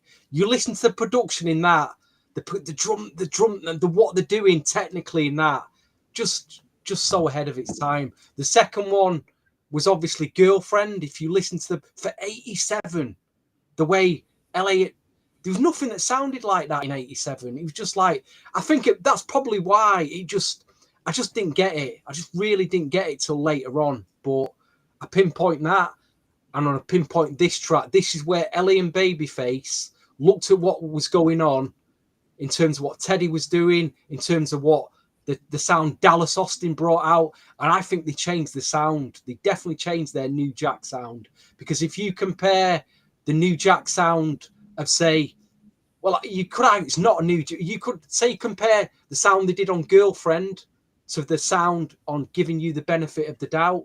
Totally different production sounds. But Giving You the Benefit of the Doubt I just think that is a killer. Especially the club. Wow. Killer New Jack. Yeah, man. It's a Brilliant. classic, heavy, hard, grooved New Jack. The beats, they changed it up completely. Again, I think ahead of the time, totally ahead of the time to move along with what was going on. But Pebbles giving you, monster. At first, it was my number 1, but I've kind of pushed it back to number 2. But there's a reason for that anyway. Nice, man. I'm glad it's so high on your list, man. What a Well, song. think about them 3 tracks and the actual sound of the production. All 3 very different, but all very ahead of the time. I thought really pushing the boundaries. You just don't get that now. You don't get it. With artists and producers. Yeah. They're still on the trap beats, still on them same old tinkly little, Oh well. Okay, Andrew.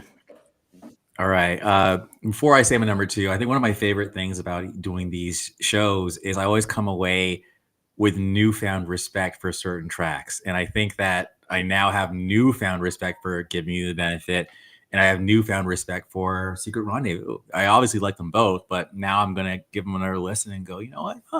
And peep out those remixes. Now, for the Jeff Lorber fans who have been making themselves known in the comment section, I remember the first time I learned of his name was when he did, I'm pretty sure he did the remix to Can't You Stand the Rain, like the extended one. So when I had a New Jack Swing radio show back in 99 at UC Santa Barbara in California, I was going through all these albums, and one of these tracks, which is now my number 2 from Karyn White, was produced by Jeff Lorber, and it's a ballad, and it's just another sweet ballad, but it's a song called Tell Me Tomorrow. And I just like this song because it's like, man, that's a very vulnerable place to be. Not only the sound of the song, but just like, wow, I know you're going to diss me, but can we just like smash one more time and then, and then you can like break up with me? I think that's basically what the song is saying. But damn, dude, it's almost like I can't make you love me if you don't. Like it's that kind of mournfulness, but it's just that tell me tomorrow, and just the music, it sparkles. So anyway, that's that. I think the sparkles thing was a little too much. I'm gonna throw that back in. but anyway, tell me tomorrow, man. That's number 2. I think she sang her heart out. Brilliant choice. Fantastic song, man. I wouldn't even thought you did pick that, but wow, brilliant. Okay, great song. It's a fantastic song. That. So now, guys, so we before we give our number 1, we tend to just go through our list, and probably also put in some honorable mentions. So some of my honorable mentions was Mercedes Boys, Say a Prayer for Me, because it was sort of it featured Karyn White, Babyface, and Johnny Gill in the track, and I had You, and I had Love Makes Things Happen with Babyface. Family Man, I really did like the song. I know some people thought it was a strange one. That's Karyn White. And then I also had The Way I Feel About You, the way You Love Me, and 1 Minute from her Rituals. Loved 1 Minute, and Do Unto Me, another good track.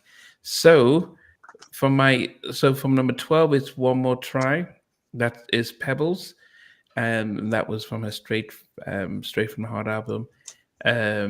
Love That's Mine, Karyn White. Number 10 was Giving You the Benefits, Pebbles. Number 9 was Show Me, Pebbles. 8 was Girlfriend, Pebbles. Number 7 was Can I Stay With You, Karyn White. Number 6 was How I Want You, Karyn White. Number 5 was I'd Rather Be Alone, Karyn White. Number 4 was Straight to the Heart by Pebbles. Number 3 was Secret Rendezvous by Karyn White. Number 2 is Always by Pebbles. And number 1, I think vocally, this is what. I mean, vocally they're both beautiful and stuff, but the little extras that Karyn does in this track. So it's a Karyn White song, and it is a song that I'm sure Nita Baker wishes she was on, and it's Love Sword featuring Babyface. Nice. The way they just do vocal gymnastics on this track is just something. I just love it. It's just when she does, I'm like, oh goodness. I'm like, okay, so when somebody just is playing now, okay, now you stop it, you're playing. That is my number 1 Love Sword. I mean, Brilliant. Yeah. And what were your 6 Karyn White choices? Namdi. Oh, six Karyn White choices was Love Story, Secret Rendezvous, I'd Rather Be Alone, How Do You How I Want You, and Can I Stay With You? Those are my six Interesting. You Karyn. didn't pick Superwoman. That's very interesting. It was it made number 13 on my list. If I had it, if we went up to top 20, man. yeah, So close. it was in there. But yeah, so and then and Love That's Mine, yeah. So that was number 6. So those See, if this were was 4 ladies doing this podcast, I wonder where that they. I wonder if no, I where don't they picked no, that I don't think as a women's anthem. no, Just, I don't just think out of interest. no, I Just don't a bit think of controversy. Get a bit of controversy here going on. yeah, I don't think it would have been picked as a woman's anthem. I just think it would have just been picked because it was a story, you know, that Babyface wrote it, so it's not a woman's. He wrote it about and from a perspective of yeah. So yeah, I mean, I think it's just because it's been such a song that I've heard for so many years, and then when you hear something that you haven't heard so Yeah, recently, I get it. I get that. I do yeah. get that. And All I think right. it was Surabania 797 that said that Love Saw It borrowed heavily from Liberian Girl, and I kind of see what you're saying, man. Like I kind of see I do too. that's a fair point. Yeah, You Okay. picked a great track though there, Namdi. fantastic song, man. So, yeah. Awesome. It makes sense. Even Yeah, Marco has come out and said one of the best duets in the 80s. Well, if Marco says it, then you know. Yeah, exactly. If he says it, Jesus. Yeah. So songs that I have omitted that I would have wanted to have in this list is every other song that I didn't put in from Karyn White's first album. Every other song off that album should have been in my list. Every single one. They are so good. Karyn White's first album it's so close to flawless. I think if I was to compare it with other LA and Babyface projects with Jam and Lewis and that era, I'd say it's a notch below Johnny Gill's 1990 album, the Motown debut, but it's so close. Other songs that I wish I'd put in my list would be Happy. I think it's a stunner from Organized Noise and Pebbles. So good. I would have liked to put You in there with Chucky Thompson and Puff Daddy and Pebbles production. Straight from the Heart, Carl West track that Namdi, you pointed out earlier. Fantastic song. I think Weakness might have made my list. It was that or Hungah. But the song that I miss, that I am gutted that I couldn't put in this list, is Take Your Time by Pebbles. It is so good. And that song, it just grows. Every time I listen to it, I like it more and more and more and more. And the fact that it's not in my list, it feels so wrong. So my apologies to you, Pebbles, for not including it. Should have been. My number 12 was Two Hearts by Pebbles. Number 11 was Are You Ready by Pebbles. Number 10, Pebbles Do Me Right. Number 9, Make Him Do Right by Karyn White. Hungah by Karyn White. Number 8, Karyn White, The Way You Love Me. Number 7, Karyn White, Superwoman. Number 6, Pebbles, Mercedes Boy. Number 5 was Pebbles, Giving You the Benefit. Number 4 was Karyn White, Love Saw It with Babyface. Such a good song. I think it should have been higher up my list now that I'm thinking about it. It's so good. Number 3, Karyn White, The Way I Feel About You. Number 2, Karyn White, Secret Rendezvous.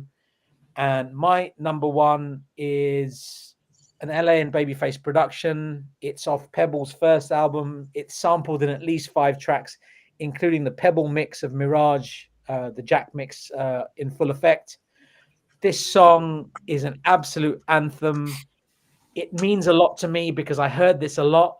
My 2 of my dad's brothers, they had a DJ system, and every single night that they had a party, they'd play this. It is Pebbles' Girlfriend, and it's a stunner. I love this song so much from the beginning to the end. It reminds me of like music reminds us of something that happened. It transports us to a different moment in time. Pebbles' Girlfriend transports me to being on the dance floor as the little annoying little nephew with my cool uncles with their whatever they were doing and their DJ setup, and listening to Pebbles' Girlfriend and thinking I'm the baddest dancer on the planet. That's what it reminds me of. Pebbles' Girlfriend, number 1. Wow. High praise. Tune, man. Big tune. Damn. It's so good. I love it. I love it. Yeah, our lists are different. I love this. I knew it was gonna happen. Okay. Well, I didn't pick Girlfriend. Did you pick Girlfriend, Namdi? Yeah, it was number 8. So it's had 2 Didn't make my list. picks so far. Anyway, we'll get to my top 12. Honorable mentions. Just a couple of tracks from this that I didn't pick. Romantic. Just again, I used to play so much. And also the Michael J. Powell, as a producer and a songwriter, wrote Tears of Joy. That's a great track on this. And he did stuff with Anita Baker as well. But Michael, what a talent Michael J. Powell is, and got to work. And I didn't include Pebbles' Two Hearts. Just absolutely love that record. But number 12, Pebbles, Are You Ready? The Mario mix. Number 11, Karyn White, How I Want You. Number 10, Karyn White, The Way I Feel About You. Number 9, Pebbles, Mercedes Boy. Number 8, Karyn White, Weakness. Number 7, Karyn White, Hard to Say Goodbye. Number 6, Pebbles, Do Me Right. Number 5, Karyn White, Slow Down. Number 4, Pebbles, You. Number 3, Karyn White, Secret Rendezvous. Number 2, Pebbles, Giving You the Benefit of the Doubt, the extended club mix. And this is a really hardcore pick for my number 1. Gosh, if I ever, and this is a big if I ever get married, I've shown you that Nigerian girl. I've shown you that Nigerian girl. Well, that's a huge if. This would get played at it. This would be my wedding just because of the lyrics. It's just got a deep, sophisticated, soulful groove to this. It rips me guts out every time I play it. I still play it now. I still want to just, after the pot, just rush away and get my headphones on and listen to it. It's a Pebbles track. Wow. And it goes, I've waited so long. And the chorus is, stay with me forever. Yes! Oh my gosh. We are soulmates. Oh my God. It's a killer. It's an my God. I couldn't put that anywhere else but number 1. It just destroyed that record. Wipes me out. Absolutely wipes me out. Pebbles, if you're listening, that track is just, my gosh. It's a great one, man. I love the way she sings it. I love the way she sings that record. I waited. She opens her mouth because I waited so long. Oh my gosh. Stay with me forever. That's what you want when you get married, isn't it? You hope the person will stay with you forever. Oh my God. So there you go. Let you down. Like the run she does towards the end. My God, yo. High praise. I'm so happy you picked it as well, Knight, because I thought this probably only me who's going to pick this track. I love that, man. I'm pretty sure Lando said he sang that from his dorm room. It is everything. It is. That's the way it makes me feel. That's awesome. I love that. Or maybe All right. So yeah, man. Okay. So my honorable mentions are the following. From Pebbles, it's Give It To Me. Give It To Me. Angel by Pebbles, actually, from her third album. And then I Can't Help It. That floored me. I was like, I did not expect a Michael Jackson cover to be on that album. And I think that just needs to be mentioned. Now, for Karyn White, absolutely love That's Mine. That was like playing in my head the whole time. That should have been a single. The Way You Love Me. I love that song. And I just can't believe it didn't make my list. But that is absolutely one of my favorite Karyn White songs. But I think I actually played it out. I played it too much and I just got sick of it. Tears of Joy. A couple people mentioned it in the comments. I love that song from the second album. And then, of course, Slow Down by Karyn White as well for honorable mentions. Now getting to my list. So my top 12 were Soul Replacement by Pebbles, Mercedes Boy by Karyn White, Pebbles. Oh my God. At number 11. Number 10, Love Saw It, Karyn White. Number 9, Romantic, Karyn White. Number 8, Hard to Say Goodbye, Karyn White. Number 7, Why Do I Believe, Pebbles. Number 6, Love Makes Things Happen, Pebbles. Number 5, The Way I Feel About You, Karyn White. Number 4, Stay With Me, Pebbles. Number 3, Always, Pebbles. Number 2, Tell Me Tomorrow. Tell me tomorrow. By Karyn White. And number 1, no one has mentioned this song, not in the comments, not on the podcast. And I'm slightly relieved that Karen's not going to hear me butcher her song. But I have to sing this Karyn White song because to me it's pure, unadulterated, straight ahead Jam and Lewis. Okay, here we go. Get one shot. My one heart does speak for you, but love that's... I already messed it up. Damn it. The kind of love that's one-on-one, the kind that you'll always dream of. My one heart does beat for you. The love I feel is really true. The kind of love that's one-on-one, the kind that you'll always dream of. In my head, it was so much better than that. But anyway, One Heart by Karyn White on the second album is like my favorite Karyn White song of all time. And I want to do I Do Love You, baby, I do love you. Can you imagine Ralph doing that? Kind of love that's one-on-one, the kind that you'll always dream of. I love that song. So One Heart. Wow. That is a hardcore pick. That is a true hardcore pick. Yeah, I see it here. It was the hardest, as I said. Maybe we didn't. In one case, I was going to say we didn't think it through. We should have just done one artist and their catalogs, or we just done one of the albums. But in a way, it was befitting to be able to bring these two queens together and to celebrate their music, because everyone that's been able to watch and join us can go back and rediscover their catalog and celebrate the uniqueness. They were very different, but they were brought together by the fact that they worked with some of the same producers, but they're all part of the family.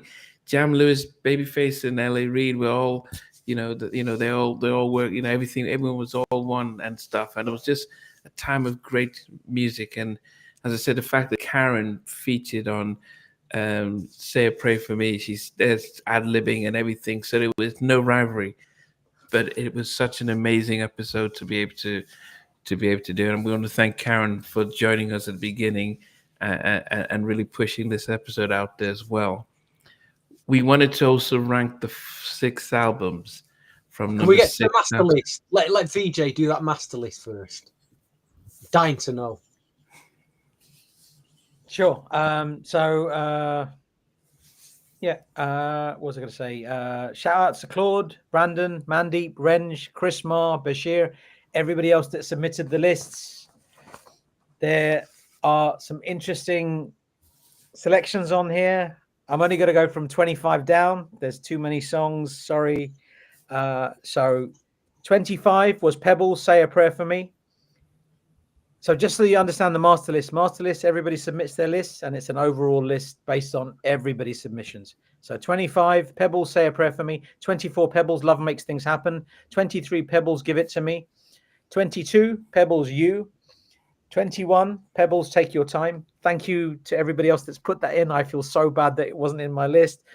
20, Pebbles, Do Me Right. Number 19, Pebbles, Are You Ready? Number 18, Pebbles, Always. Number 17, Karyn White, Walking the Dog. Number 16, Karyn White, Tell Me Tomorrow. Number 15, Karyn White, One Heart. Number 14, Karyn White, Superwoman. Number 13, Karyn White, Romantic. Number 12, Karyn White, Hungah. Number 11, Karyn White, Hard to Say Goodbye.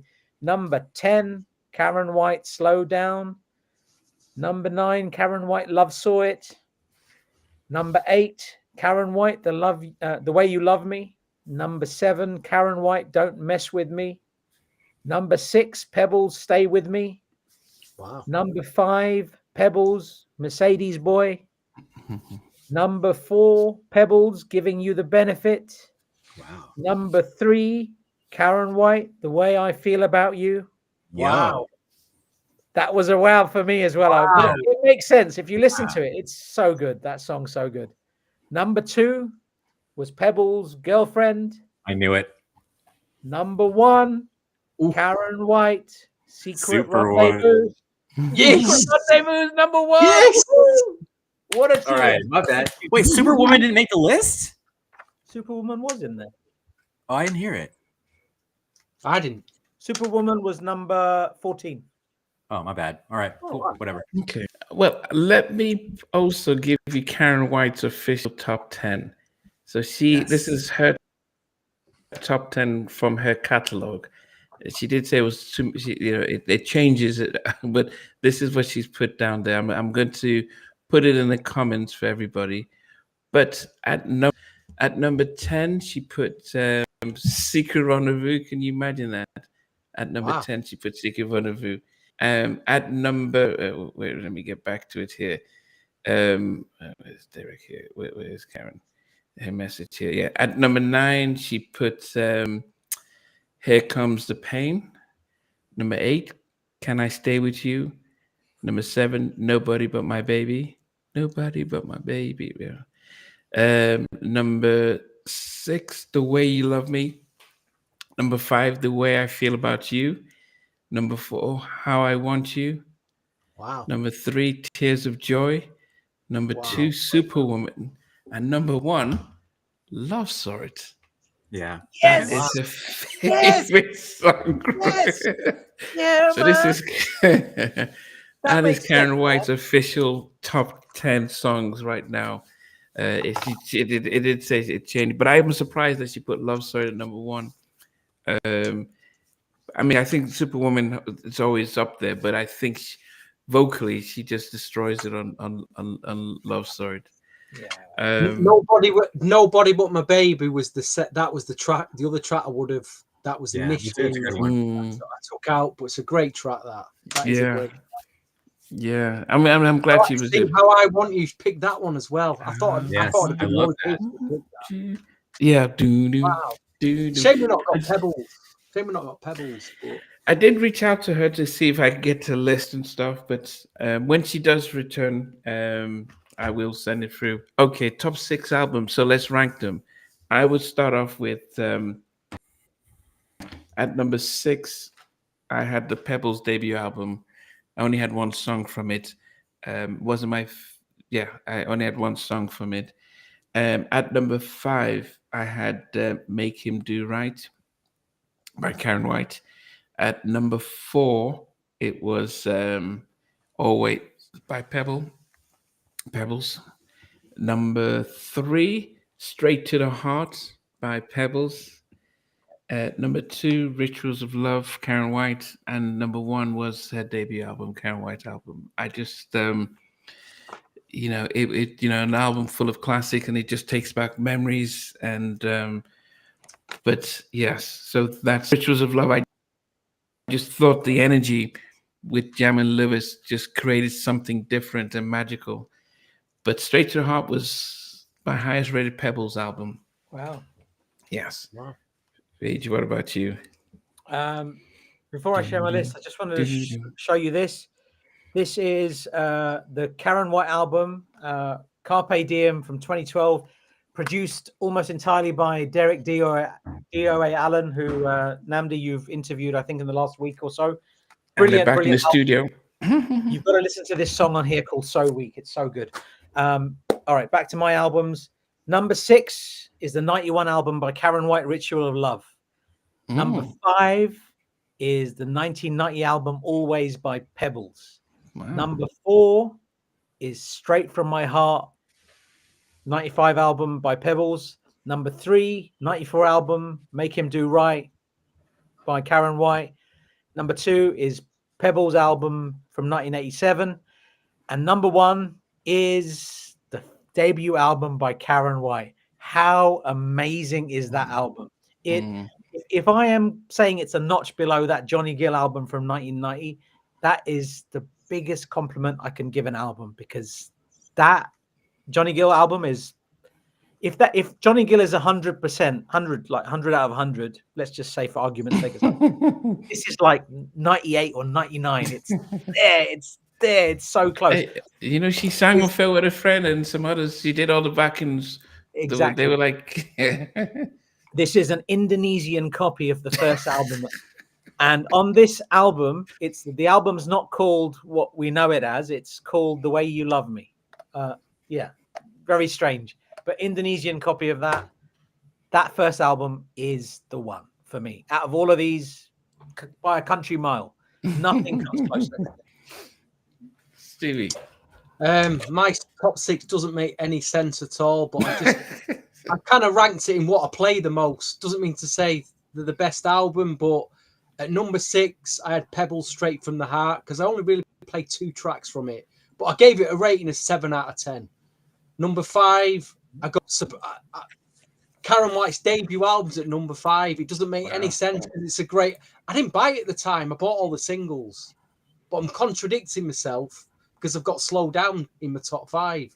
But I didn't buy the album at the time, and that's the only reason. I've listened to it more now. Number 4, I got. It shouldn't be at number 4 because I'm going to move it to number 2.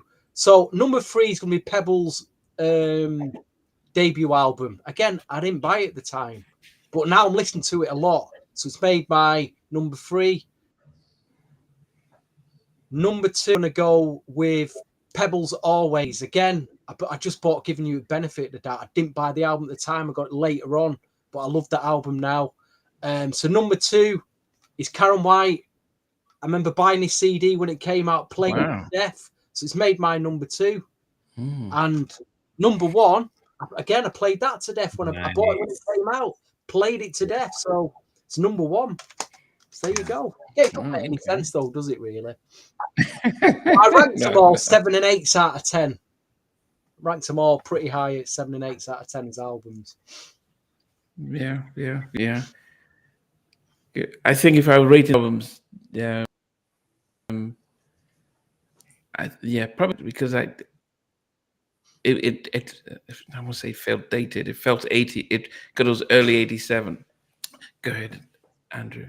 Yeah, no, exactly. So my number 6 was Pebbles' first album, Like You Namdi. My number 5 was Make Him Do Right, Like You Namdi. Now We Differ. Number 4, I had Pebbles Straight from the Heart, or Straight from My Heart. Number 3, then I have Karyn White's debut album. At number 2, surprisingly, you know, even though this album gave me my top 2 of all, was Ritual of Love. So at number 1, from an album listening standpoint, I gave it to Always by Pebbles. I think I can just hit play and let the whole thing play. And especially at back half, right after the whole second side is like, I think, strong. Good Things, the weakest one on the track. It's the last song. But from Give It To Me, all to Why Do I Believe, then Always, then Stay With Me, it's just what? And then the album kicks off with Giving the Benefit. Backyard is cool. I mean, but it was a single. But then Love Makes Things Happen. Then Say a Prayer for Me, which is also decent. And then you have that little Why Do I Believe prelude. So, you know, as an album, I think Always for me is I feel so bad for not buying the album when it came out because I've missed, you know, getting into it so many years later, you know, kind of kicking myself. So before I say too much, I just want to say, before you suggested that, I was like Karyn won, like in my brain. But then when I look at the albums, then it's like, but for the albums, for me, Pebbles won. So now I feel like all is right in my world. Being favorites. Thank you for that, Andy. Yeah, you know, unlike when we did the Boys to Men Jodeci, I think this time you couldn't really pick because there were so many crossovers, not just by the songs but by the albums, that it was hard to. It was when Patti LaBelle and Gladys Knight did verses. It changed the whole feel of verses, where it just became a celebration, where they were just singing each other's songs. this what felt to me was a celebration. In previous episodes, we've normally gone head to head, and Boyz II Men got spanked by Jodeci in many occasions, and it's easy. Or when we done the producers, but this didn't feel like that. And the fact that everyone else that was commenting were talking about their songs, and there was nothing about who's better, who's fine, or anything like that. It was an appreciation of both great women who, Karyn just turned 60, and then Pebbles just turned 61, and and what they've done behind the scenes as well. And so it's just an amazing celebration. And they both married from the two greatest producing duos in our generation, Jimmy Jam and Terry Lewis, and Ellie and Babyface, and produced Magic. So it was fun. Here's a controversial question. Your 18-year-old self, you've been given a date night with one of them. Which one would you pick? A date night with one of them. Very controversial. In fact, don't answer that, guys. We'll answer that offline. There you go. Yes. Oh goodness! Don't want to get Namdi in trouble or VJ in trouble with it, or you with your missuses. So we don't want any breakups tonight. Let's not do that. Thanks, TV. So, And Derek says that they should do a verses together. And you know what? I think the thing is, there's only Karyn is performing. I mean, almost. She took a hiatus and she's like hits the stage. And Pebbles has taken a backseat from performing and stuff. So, yeah. Anyway, it was great having you guys tonight. We will be back. We'll have our debrief to let you know what and when. And but definitely, please, with everything that we do, stream these albums or buy them as Stevie does with his. And check out Stevie's. Next episode of In Search for Vinyls, because you then start to uncover some gems and start thinking about songs that you haven't listened to in a while. But for us to do these episodes, we have to listen to these albums and get taken back. So the beauty of music is that even though you're not a big fan of what's coming out now, you can still rediscover some of the old stuff and still be like, oh my goodness, bliss. All right, guys, and thanks, Karyn, for stopping by and for her list. Pebbles will get yours and post it. So until next time, we'll catch you. Thank you all. You've turned out in your droves tonight. These names I've not even seen, and then we've got our regulars here. Thank you very much for spending your evening with us. Happy 50th birthday in advance, to be hopeful. I just wanted to call that out. That's awesome. Happy 50th.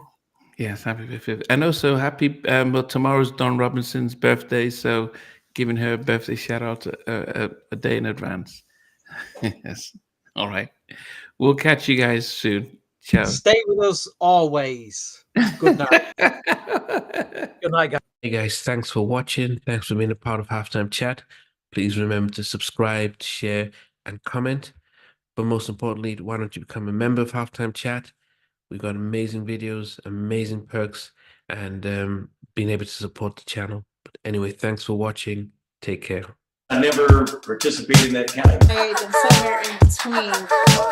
For even loving us, on which I didn't miss you with. What was it like growing up? She's still making an impact on 4 houses down. I have a couple pieces. Trying to get this one and that one. That works for you, but just for me, No. Okay, you're okay. They don't understand what Jodeci's boys are winning all spirits. Play it. These guys, they all work together. I mean, I love all different genres.